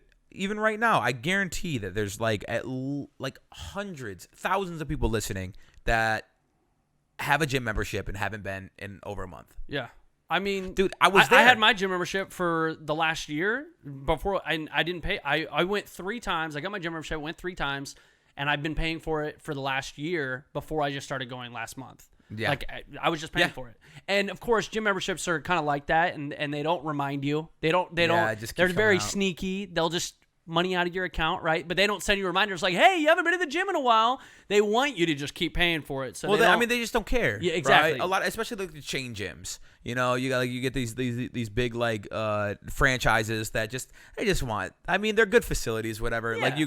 But they just want your money. They don't care if you actually go. Yeah. Oh, they don't give a shit. They want your $50 a month membership. Yeah. You know, they don't care as long as you're still paying it. For me, I mean, here's the thing. My big thing, I had mental hurdles to get over. You know, like my entire mental issue was I was so afraid that if I didn't spend every single week, and which it's kind of happened. I'm not naive to the fact, but like my numbers on Twitch and my numbers on YouTube used to be huge. I was huge. I was a huge streamer, one of the biggest streamers on Twitch. For sure. And I had to, for just me, I had to take a step back mentally because I couldn't do it anymore. Like I was noticing a mental breakdown in my health. Like I wasn't able to do it anymore. I wasn't taking breaks. It was starting to wear on me. It was starting to wear on my relationship. It was starting to wear on my friendships and just me on everything. It was starting to just slowly deteriorate everything around me besides my career. And I had to take a step back and I had to focus on my mental health first and get that under control and make sure that I was still working and progressing and growing as a person. Dude, I was the same person from 2021 to 26. Yeah. I was the same fucking person. Yeah. I was literally I was 21 the whole time. That's just how I acted. My man said it's true. Celebrated 21 and then celebrated 30. Yeah, that's dude, I was just the same fucking person. Yeah, that's from like scary. 20. It is scary, dude. Like I was not making any progress mentally, physically. I wasn't and it's frustrating because like I had to have external, like things had to happen for me to realize it. Yeah, and I had to have things. And it wasn't. No, they're never good things, right? To get you to actually fucking get your life together. Yeah. Right. Granted, and I think a lot of people, it kind of frustrates me a little bit to this day when people come to my chat and they're like, "Wow, dude, you really fucking fell off." And it's like, yeah, well, my numbers aren't what they used to be, but man, I'm so much fucking happier. Dude, 100%. Like, dude, I'm so much happier. Don't get me wrong. Like, if I could fire up the stream every single day to tens of thousands of people, like, fucking awesome.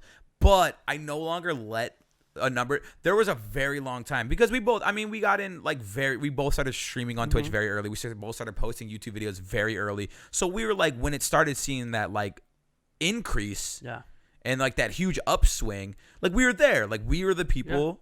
Among other, not just you and I, but was a ton. but like there was a good amount. So And then of course, once it like overflows, like the bubble bursts, and everyone is streaming, and everyone's a content creator, everyone's an Instagram model. Yeah. Like we're gonna take a hit in numbers, and I think that like when we would see that because there's no handbook to this, right? There's no like, oh, follow these 5 easy steps and you'll be a successful content creator.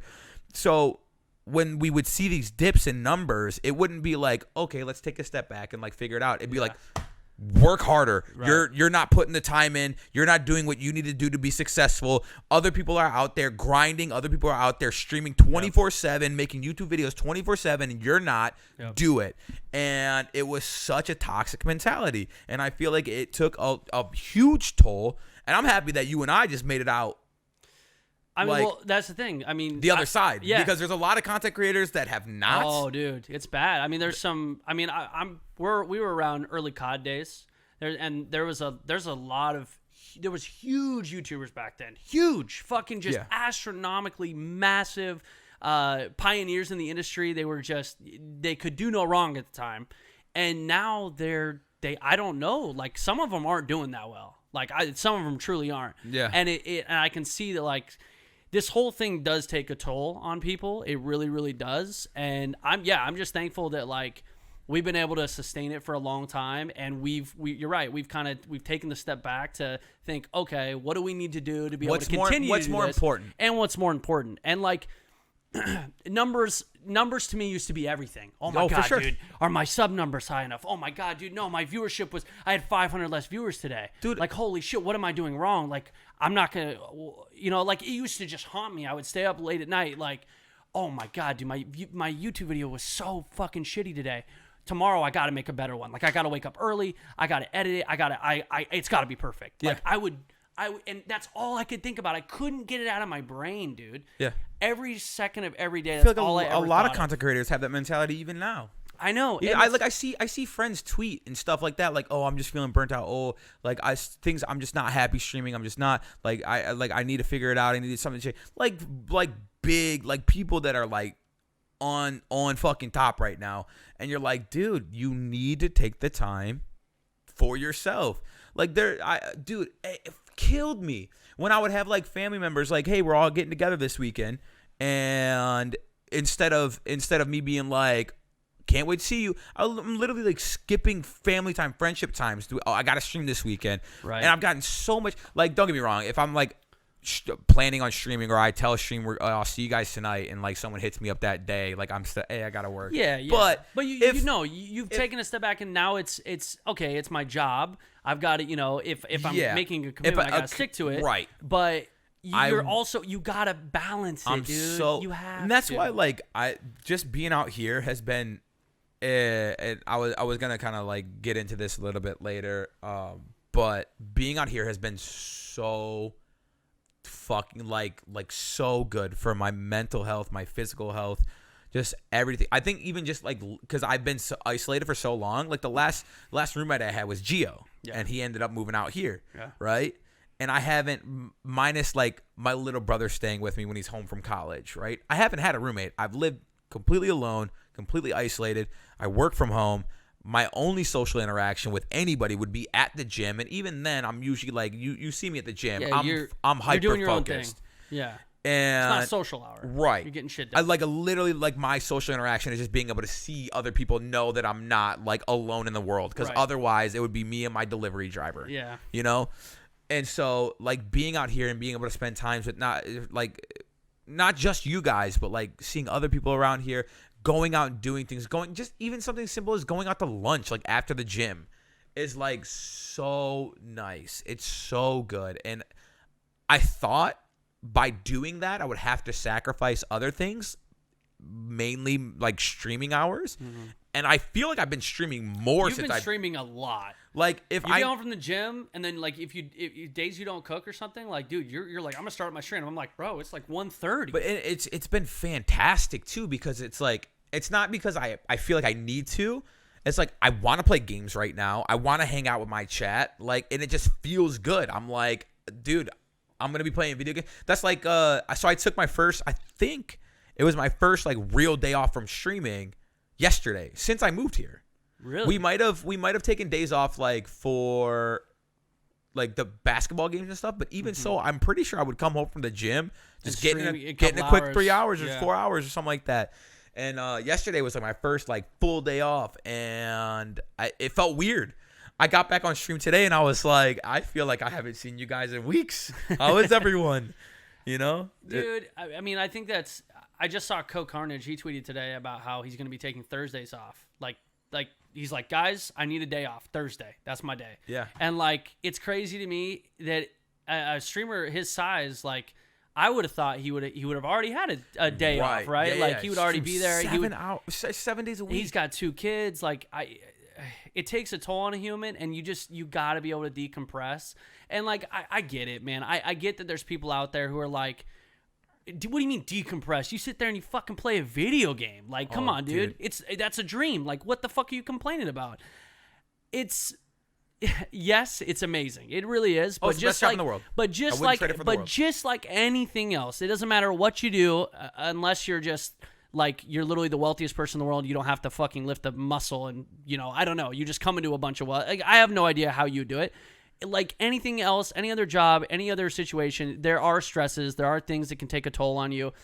First off, social media and just the internet is so volatile and draining on a human being. And granted, there's people out there who are thick as rocks and nothing bothers them. But most human beings are sensitive in some degree, and like things take a toll on you. Unless you lack all sort of empathy. Yeah, like shit just does take a toll on you. And dude, I think that was the big thing for me, man. Like 2015 was the year that I really took a step back. A lot of things had changed in my life. Steph and I started dating. I mean, Steph is a huge catalyst for me in terms of like showing me what I needed to change. Like, hey, you're a great person. You can be better. You can be better. Yeah. You need to work on things. You're not trying to improve. And like, me being a fucking stubborn asshole fought that for a really long time. Like, what do you mean? I'm fucking fine. What do you mean? I'm getting... Things are working now. What do I need to change? I'm getting blacked out on stream, and I'm killing it. I'm fucking Gold Glove, bro. What are you talking about? Like, I was a piece of shit. And like, she was like, you need to, like, you're stagnant. Like, and I took that to heart, and I took that, like, I took it offensively personally at first.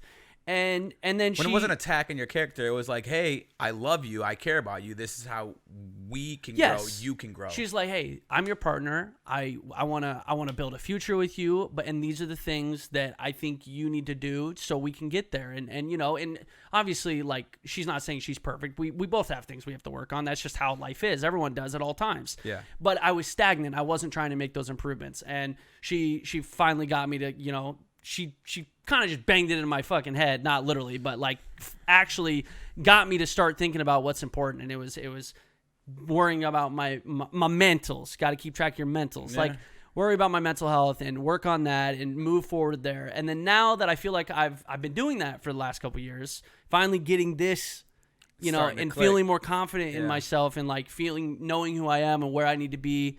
Now I'm worrying about the physical aspect of it too. So. But it's an ongoing process. That's the thing. Like, which I think I used to dread.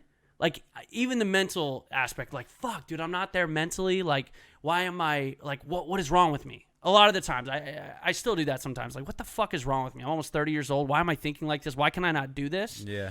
And then I have days where I'm like, dude, I mean, I'm learning every single day. I'm getting better. Hey, good job, hey, that was an improvement from the last time this fucking happened, or like something like that, And it's nice to see the improvements, and it makes me excited to keep on improving. For sure. And now I feel that way physically too. It's like I want to improve physically, and so I don't know, man. I used to think my being Gold Glove was literally everything. Yeah. Like, just that was me. That was my exhausting. one calling. That's all that mattered. That's so exhausting. It's fucking exhausting. And so now Gold Glove's not a part-time thing. It's still a full-time thing for me, but I want to do other things as well. Yeah. It's a part of me. It's not all of me anymore. Sure. And it used to I was just Gold Glove all the time. People don't get it. So, like, I don't think there's several streamers that play an actual character.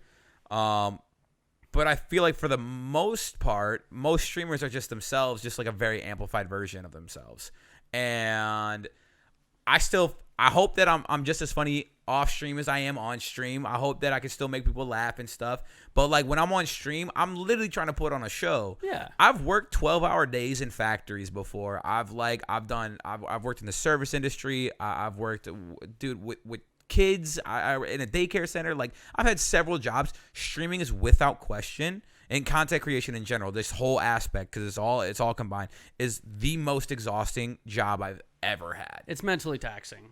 And before I understood that, like, breaks are fucking necessary. It's okay to take a weekend off to be with family. Yeah. Like, before I knew that, my mental state was so bad for a very long time. And I think that's why I was so content with just eating poorly and not working out and just, like, going through the motions every single day. I mean, it's easier to stay in ways. It's easier to admit, one, it's fine. Or two, it's not a big deal. It's just easy to stay in your ways and stay in your habits. It's very fucking hard. That's why very few people do it, because it's hard to get yourself out of those habits and all the things you do on a daily basis and make changes. Making change is hard, but that's what's so great about it. Because when you do it, you feel fucking good about it. So I've seen a tremendous, like, dude, it is mind-blowing, bro. I brought up a picture the other day on my phone, and me and Steph looked at it, and it was a picture of the three of us, and this is from 2015. Yeah. And, like, the difference in the three of us just physically, like, is just crazy. It's crazy. I mean, the three of us look healthier. The three of us look happier. We've always been pretty happy people. We joke around, but, like, you can see, like, especially you have been, I mean, I think, honestly, you have been the big motivation for me. When I saw, that means a lot. No, Thank seriously, you. when I saw like how dedicated you were to making those changes, and I was like, if Vern can fucking do this, I can do it too. Like, we can do this fucking together. And so that was big for me, and your transformation has just been incredible to me. That's why I'm always like, dude, you're fucking sexy as shit. Are you fucking kidding me? I swear to God. I got a real dark sense of humor sometimes. Yeah, especially you do. When I love self-deprecating humor. It's kind of just like, even because growing up, I've always been like, but you little mask heftier. shit behind humor. Oh, for sure, 100%. I do too. No, I know for a fact that I do. But like, even growing up, like I would be the first person to like make the fat joke so other people couldn't. You know, like if I'm beating the shit out of myself, other people wouldn't feel the need to. Right. And so like that had always been my defense mechanism, and so it still rings true today. Like when we were driving home from the gym, I was literally just tired and sore. And I was just like trying to take a selfie, and my hair was all messed up, and I couldn't take a nice picture for Instagram, and so I was getting really discouraged. And I was like, I'm such an ugly piece of shit. And Brendan was getting like visibly frustrated with me, because he's like, dude, stop talking about yourself like that. And I was like, no, I'm weak and I'm stupid. And he was like, no, you're a liar is what you are. And we're just going back and forth. And I was like I kind of use it as like motivation for myself, but I get where you're coming from in the sense where like I love myself. At the end of the day, I do. But this is how I cope with like little imperfections that I see in myself. Yeah, I mean, everyone does that in some way, right? Yeah. Everyone masks shit in different ways. I do the same thing. I don't know. For me personally, I just ignore shit. Oh, like, oh wow, I fucked up. Well, I'm starting to not ignore shit. That's the thing. That's been my life problem. Okay, to put it into perspective for you, and there's no way I'm the only person that grew up like this. I didn't grow up in the best of households.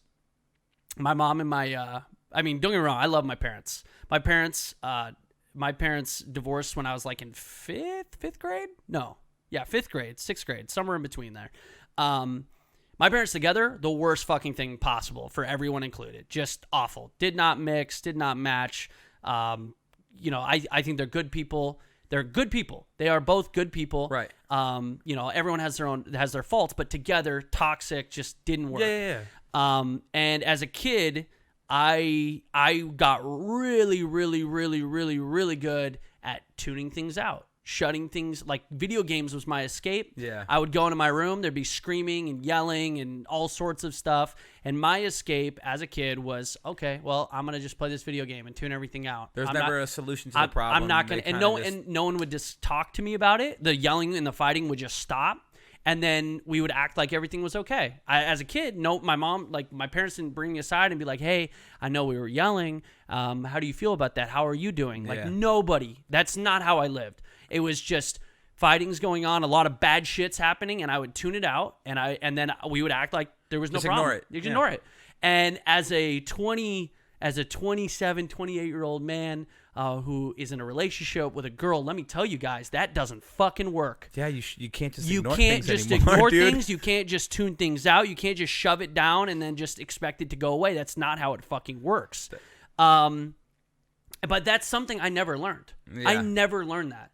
And I've always, that bothers me. Fucking tune it out until it doesn't bother me anymore, and then forget about it. And then just go on. Or just until you're not thinking about it. Until yeah. And that is it always still bothers you, but it's not at the forefront. Exactly. And eventually, like I'm very good, man. I don't hold on to things. I let it go. And something bad can happen to me one day, and the next day I almost forget about it. Like it's almost like a defense mechanism, and it's almost dangerous because it's like my brain has learned to just forget things that are traumatic to me. Yeah. Like I get rid of them entirely. And I'm trying to learn to not do that, and obviously like deal with the things in the moment. No, because things will fester, or they'll just continue to come up, and they just get worse and worse and worse and worse if you don't. Dude, handle communication things. is hard. I feel like a lot of people struggle with it. I mean, that's why 90%. I don't know. I'm not throwing a number out here, but that's probably why the vast majority of relationships in general fail. Yeah. Is lack of communication or not being able to or just not being able to communicate with someone. Or you're just in a relationship and they turn out to be a lying, cheating. No, I'm just kidding. But that's a completely different thing. Like. I think a lot of relationships fail because you just don't know how to talk to each other. For sure. And so you butt heads because you're like frustrated. It's frustration. Yeah. Like, I know what I want to say, but I don't know how to say it, you know? Like, but anyway, that's a whole other thing. But that's been my big thing the last couple of years is getting over that mental hurdle. Yeah. And that has taken everything the last couple of years. That was my main focus, and now that I feel like I'm really on top of that, that's why the physical aspect is coming into play. So I will say you have gotten a lot better at communication. Like even when we like we'll just go out to lunch or something like that. I talk about things now. Yeah. I don't, dude. I never used to talk about Brandon, you really pissed me off yesterday when you did this, and I'd be like, oh well, hey, it's gonna keep happening. That, but I do communicate a lot better. You do.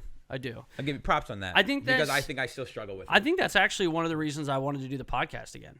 Yeah. Because, dude, but there was a lot of the years there where I just wanted to just play video games because I just needed to fucking zone out and just do my thing, and I didn't want to talk about anything. I didn't know how to talk. I didn't want to fucking talk. Yeah, unless we were drunk. Let's just get fucking blacked, bro, and play some games, bro. Yeah. Gmod. Say blacked out. Blacked has a whole I'm so sorry. On the internet. Blacked out. My bad. Okay. Yeah, that's true. I gotta watch what I say. It's not for me. Okay. It's just not for me. It could be for you, just not for me. No, I'm blacked out. I'm sorry. Okay. We'll fix that. But yeah, I mean, Jesus Christ, fucked up Friday every Friday for like 3 years. Takes a toll. Oh, dude. Good I mean, God, I miss. What were we doing? I do miss it. I do miss to a degree, but like, dude, I killed myself. Yeah, well, I don't think it would be like. I just miss having like a group of friends that I knew was gonna be there every single Friday. Yeah, and we just awesome. play dumb party games and just fuck around. Like, I do miss that. The community like group aspect was really cool. Like, oh well, John's gonna be hosting Gmod server tonight. Let's fucking all get on. We'll have 6 people and we're having some drinks and having a blast. It was like Gears of War days, but like with other games and with content creation. Right. Like you would come home from school and you would know these friends are gonna be online. You would jump on and you would all play Gears the rest of the day. And that's just how it went. And so I miss having that like consistency in my life. And here's the thing, like I know that a lot of the viewers back then, like that's what they found. They were like, holy shit, this group's fucking hilarious. They're slaughtered, just making complete fools of themselves, and they're playing games and having a blast. Holy shit, this is fucking hilarious. Dude, I hate it. You know what I mean? But then looking back on it, I'm like, I can't do that anymore. Like that sounds exhausting, dude. Like how did I have so much fucking energy? Right? Like how did I do that? And I get from a viewer perspective, like that shit was the best. But you have to remember we're people too, and like that we can't just get fucking drunk like that and just do that every day. Yeah. Like the content was funny, but there's a point where you got to make a change and like do something else. And like, oh man. And so like for the people who have stuck it out and like hang out with us still and have kind of, I don't want to use the word mature, but have at least like changed what they find entertaining and have kind of stuck with us. And while we change we've done, I mean, I can't even explain how appreciative I am of that, you know, cause I get it, man. Like, you're watching. I'm not everyone's cup of tea. Right. Okay. Especially as I that. change as a person. Like, hopefully we can all grow together. But I understand that like that's not the case. Even with like mods, dude. Like mods, I like my first like core group of mods that I had on my channel. They've all become like friends of mine, right? Mm-hmm. But no longer mods, right? They don't come around the stream that often anymore. They're not like everyone's just growing up. Yeah. And I don't like no one ever holds that against each other. Of course not. You know? But people grow, people change. I've changed, and the people that have like stuck around to this, like enjoy the stream still. Yeah, it's like such a good feeling. Honestly, dude, I'll use this as an example. The Ife Moose crew. I mean, we played GTA with them. Dude, they were this, you know, they were this little group of mods and viewers, and it was they were goofballs, man. They were little trolls, but they were awesome to play games with, right? Yeah. And they were all kids. They were all pretty young. And, you know, I don't really see many of them anymore. Like, they're all just living their lives. They're all, like, 20 plus now. Dude, but, like, it's honestly, and this is boomer in me again, but I feel like a fucking proud dad. Yeah. Like, I don't get to. They're doing their thing. I don't get to interact with them as much. You know, they're not in the streams as much, but like I see their tweets every once in a while. They're like grown up, bro. They got fucking cars that they were all excited when they were kids to get. Yeah. They were like, they got jobs and they got girls. I'm like, bro, I'm a fucking proud dad. Yeah. Like, I love it, man. And I get that. Like, I don't expect people like, oh, I found Gold Glove, I'm gonna watch him for the rest of my life. Yeah. Like, who the hell would do that, right? It is unreasonable. I mean, I don't know. I'm pretty funny. Yeah, that's true. If you fucking leave me, you're gonna watch me forever, probably. Yeah, but... true. What the? Okay, we're done with that. I don't know. It's not staying. But yeah. I mean, man, this got deep tonight. Yeah, this got deep. The deep dive. The deep dive. The deep dish pizza. Dude, it feels good. That's probably my favorite thing about podcasts, though, and I like why I enjoy doing it is because they were like so like such an important part of my life. Like back when I was working at the factory, and I've always wanted to do a podcast. Obviously with my best friend. True. And just being able to like sit here and just talk about what's on my mind, I feel is part of the mental health thing. It feels good. It's nice to just get things out and to kind of like relate to people and just talk about whatever we want. I mean, yeah, here's the thing for me. Like, I always envision our podcast to be a little bit more personal and like I'm not gonna. I mean, it would be incredible, but like, we're not gonna bring in like some astrophysicist and fucking talk his ear off about like I never envisioned our podcast to be like that. I always thought it would just be more like personal, real life experiences, what we go on a daily basis, so we can relate to the average dude or woman or whatever you identify as just like we're people too. We've been through some shit. Like, I mean, I always wanted to be a little bit more personal. Yeah. Obviously, I'd love to have the conspiracy episode. Like, that was fucking great. Like, dude, I'm telling you, we got to get the aliens. Yeah, like aliens. Like, I want to do more of that kind of stuff too. But I like these real episodes too. Yeah, hell yeah. Keep a good balance. It ain't gonna be no Joe Rogan experience. Maybe one day it will. Dude, maybe. Maybe one day. Maybe we'll get invited onto the Joe Rogan experience to have a Joe Rogan experience and kind of have a better understanding of Do I have to do mushrooms to have a Joe Rogan experience? I'm not a doctor. I might have to. Just kidding.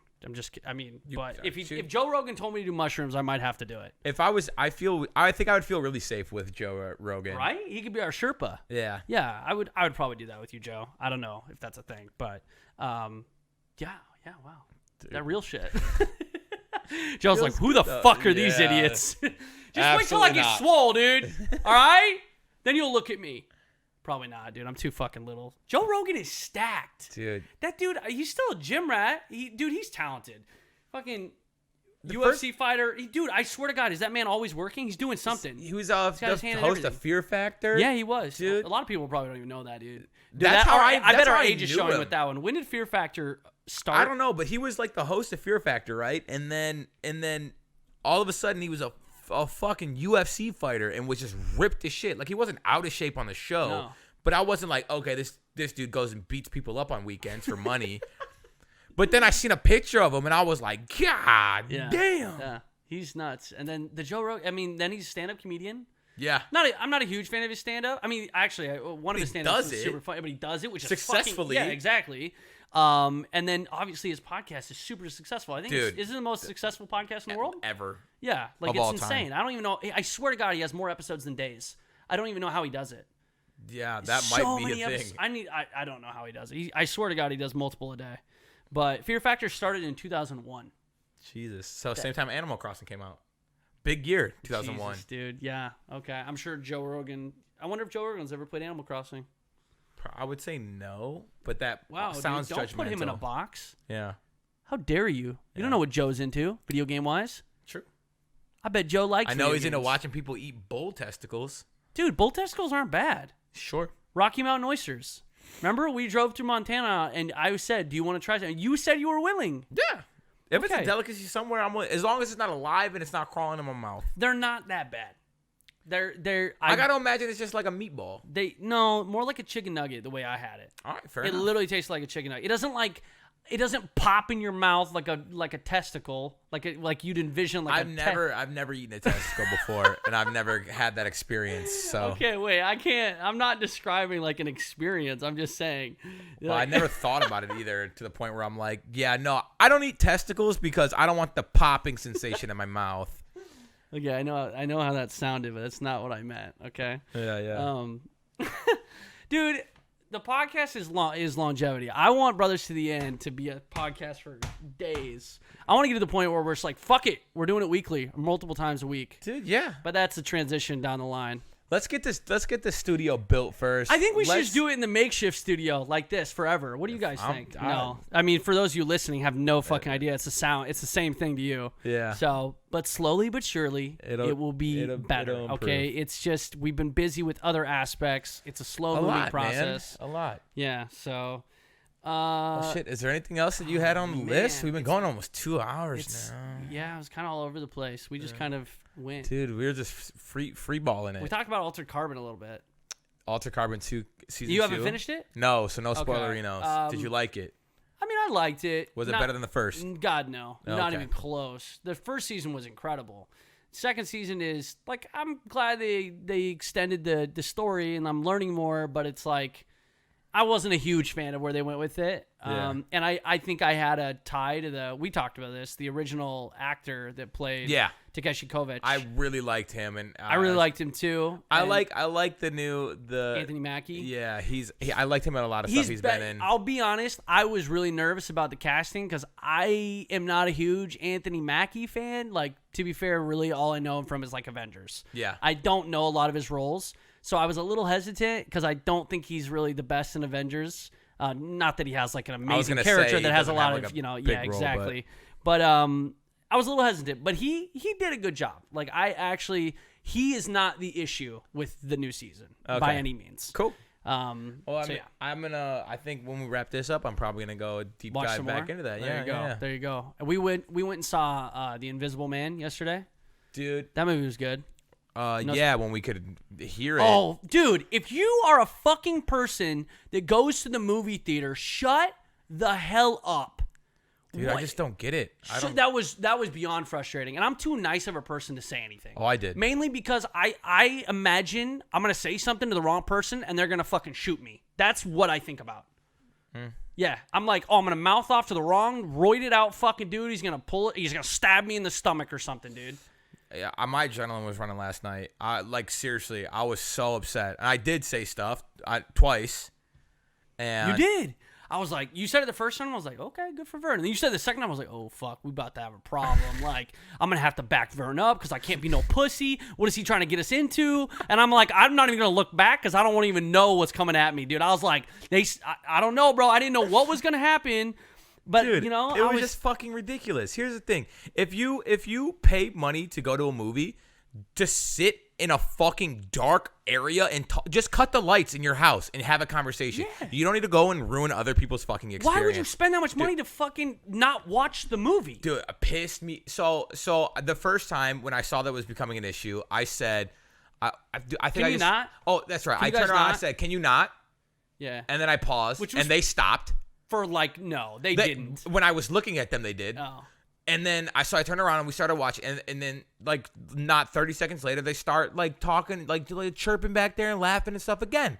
And so I let it go on for like another 10 minutes or so, and I was like, I turned around and I was like, take it outside or stop talking. Yeah, straight up. And then some guy next to us was like, "Yeah," that you gave him confidence. Dude, that's the thing. That's the thing. Like, so you're thinking about you don't want to get stabbed or something like that. It's like that small minority of the movie theater versus everyone else, because everyone else fucking hates them. Yeah. All right. So if a fight breaks out, you have the rest of the theater on your side. It's disrespectful. Oh, it's awful. But they did get escorted out. I did see the girl leave. So there was a girl that was sitting like on our far left, and it looked like she left the theater. I mean, it looked like she was going to the bathroom. I didn't know what she was doing. She went to tattle. And then I think she went to go tattle, which nobody wants to be a snitch, but like, Dude, I'm thankful it got for the her. job done. Me It sitting did. there yelling at them did absolutely fucking nothing. They They're didn't give a that fuck. goddamn That's how ignorant, dude. They were just rude. They didn't care. And they just kept laughing. I was like, motherfucker, this is a scary movie. Dude, it's and it was quiet like really, scenes. it was really intense parts of the movie Yeah. too, and they would just start laughing and shit. And I'm like, Nothing's funny. Shut the fuck up, you know? So it was just, I don't know. It was frustrating.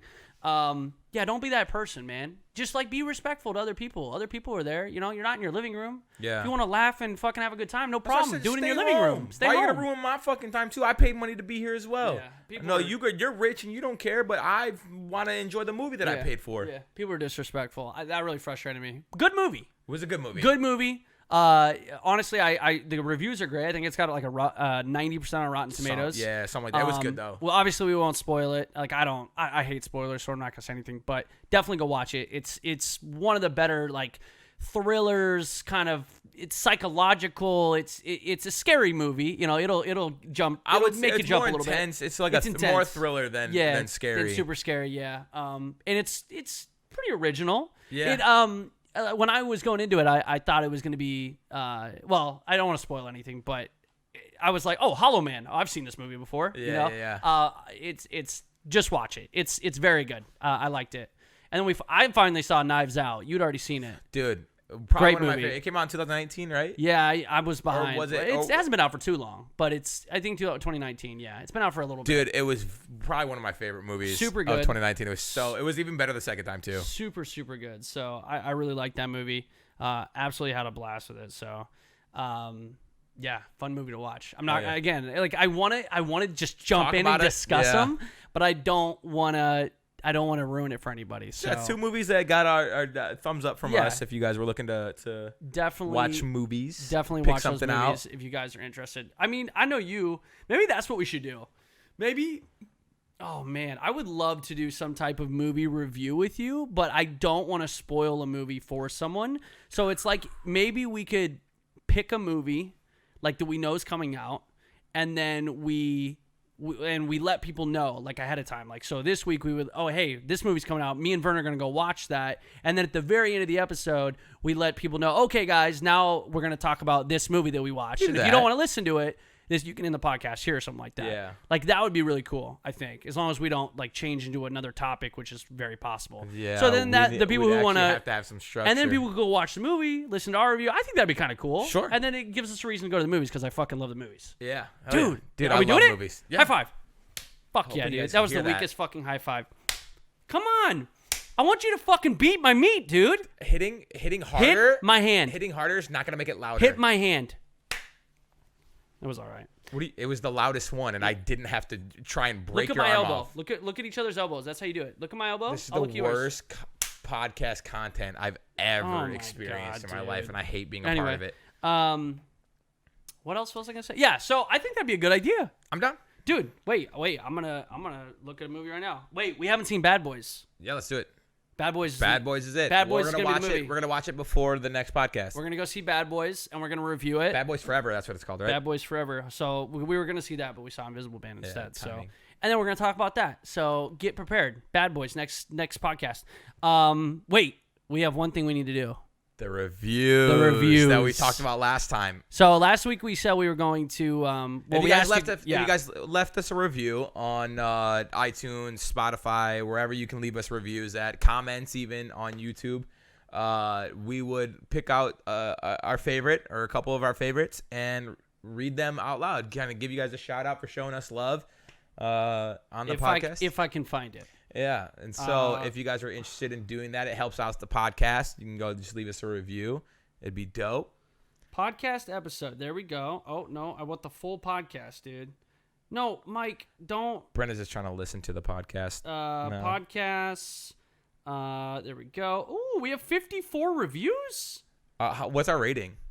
I don't know. 4.5 stars. 4.5? All right, let's read a bad one. Read a bad review now. I can't find it. Oh. I can't pull it up, dude. I don't know. Well, you got to bring it up on this. Just search iTunes Brothers to the End, and we'll bring it up. So yeah, if you guys genuinely want to leave a review, it doesn't matter where you're listening. I think they have reviews on literally all the podcasting platforms. If you're listening on iTunes, Google Podcasts, Spotify, whatever, leave a review. Let us know what you guys think. If you're first-time listeners, if you're old-school listeners, if you know Vern and I from a long time ago, or if you just stumbled across us, let us know. We're curious, and if we'll probably read a couple of them. I think we're gonna pull up a couple right now and read you guys some. But dude, it's been a good experience, man. I mean, I know for me, we did the podcast, back on YouTube. Did we upload it on like Spotify and anything? No, it was just strictly YouTube. Yeah. And we always Brothers to the End podcast is our podcast, and then we just didn't do it. All right, you got a couple? I see all the reviews here. Okay. I want to read a bad. I haven't like policed any of them, so I'm gonna start reading, and it's gonna be. There shouldn't be any bad ones. Only 5 stars, guys. There is. I wonder why we're 4.5. Okay, yeah. Maybe because there's some 4 stars in there. Yeah. Okay. Fair enough. We need more 5 stars then. I don't know, man. Yeah, we do. We gotta get that. We gotta pump those rookie numbers up. Okay, you said you had one in particular that you wanted to read. Yeah. So feel free to look at it. Okay, so I like this one from Samurai Beeves. Oh, Beeves, my dude. Mr. Beeves. He's your dude? Oh, this is going to be a good one. Yeah. No, he says I'm excited 4 out for of this. 5 starts. Not stars. Starts. Wait, he only gave us 4 stars? He gave us 4 out of 5. He says, Vern and Beeves. Gold Glove are very good. It's sad that there are people who do not listen to the podcast. I feel bad for you. But not the Wayne Kanye felt for... Excuse me? But not the Wayne Kanye felt for Taylor Swift in 2008. More like how Shia LaBeouf felt when he found out his car was a robot. The podcast is a good 4 out of 5. 5th star will be given when Vern reaches his final form or when Goldie evolves, whichever comes first. 9 out of 10 would listen again. He even explained the 4 stars. And technically it'd be 8 out of 10 because we only got 4, not 4.5 from you. Yeah, Beeves. and then he said 9 out of 10, which doesn't even make any sense. So, but thank you for leaving a review. Dude, that was a stellar review. I appreciate that. Oh, I like this review. This is from Willie B. What's up, Willie? Shouts out. Thank you. The subject, the title is I Love Vern. Oh. I'm here because of Vern. Thanks. He's such an awesome guy and so fun to watch on Twitch, and his YouTube videos are great as well. He's got such a great community. They're all so cool and respectful and fun to interact with. Definitely come by the stream sometime, and these podcasts are great. I can't wait for the next one. Dude, that was actually so wholesome and nice. I expected so many just like meme and trolly reviews. That was so great. Thank you, Willie. Thank you, Willie. Next time, I want you to love me, Willie. I get it. Vern's fucking beautiful, and I'm a piece of shit. You know? All right, I get it. Let's see. This one's wholesome as well. This is from Smemzen.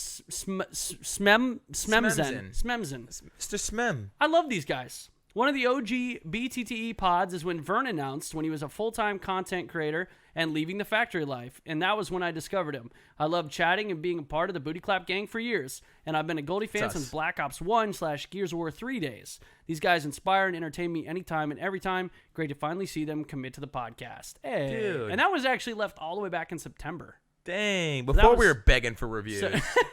That was when we started out early, dude. Thanks, y'all. Yeah, so, dude, that was actually really nice. I like that segment. I like hearing nice things about me, as I'm sure everyone does. So if you guys want to write some more reviews, if you guys want to review the podcast, let us know what you guys think. We'll read some more in the future. So for sure, that was nice. So movie review, 2 weeks. Next episode 16. Yeah. So if you guys want to, Bad Boys. Go see it. Yeah, go see it. Dude, we need to get a movie sponsorship if that's the case. Right? AMC. Right, we'll work on that soon. Yeah. We'll work on that soon. Imagine your ad here. Hey, there you go. Do. I'm sorry, I was trying to make like an ad tune. Thinking we'll work on that later. All right, anyway, it's a work in progress. Thank you guys so much for listening. Episode 15. Crushed it. Is this the longest episode we've done? It might be on complete accident. Yeah, this might be the longest episode we've ever done, over 2 hours. We back. The studio is still a work in progress. We're gonna keep working on it. The audio, everything's gonna improve. I promise. Everything's going to improve over time. This is gonna be the worst it's possibly ever gonna be. Right here. I know. Listen, if you're watching this, see this with your eyes. We're in a ghetto setup right now. It looks like we're at my mom's house, chilling at a coffee table, which is we're at my house, chilling at a coffee table. But it's a work in progress. We're gonna get a proper setup. It's gonna look great. You guys just gotta be patient. Yeah. Patience no, we just appreciate you guys hanging out with us. We actually do. You guys for listening, whether it be Spotify, iTunes, Google Play, literally anywhere. If you're tuning into the streams, dope. Thank you guys for hanging out with us. Yes. If you're watching on YouTube, feel free to throw the comments down below. Thank you guys so much. I hope you have a wonderful day wherever you are, whatever you're doing. And hit that follow button, hit subscribe wherever this is. Add the podcast to your favorite podcast so you guys get updated every single time we put up a new episode. And I'm gonna try to cue this music properly. And we're gonna get out of here. We're gonna get out of here. And you guys are gonna. Thanks for hanging, technical everyone. difficulties. We appreciate you. I hope you're having a great. Just play it. Hold it up to the. It's fine, guys. We'll see you guys later. Thinking about the time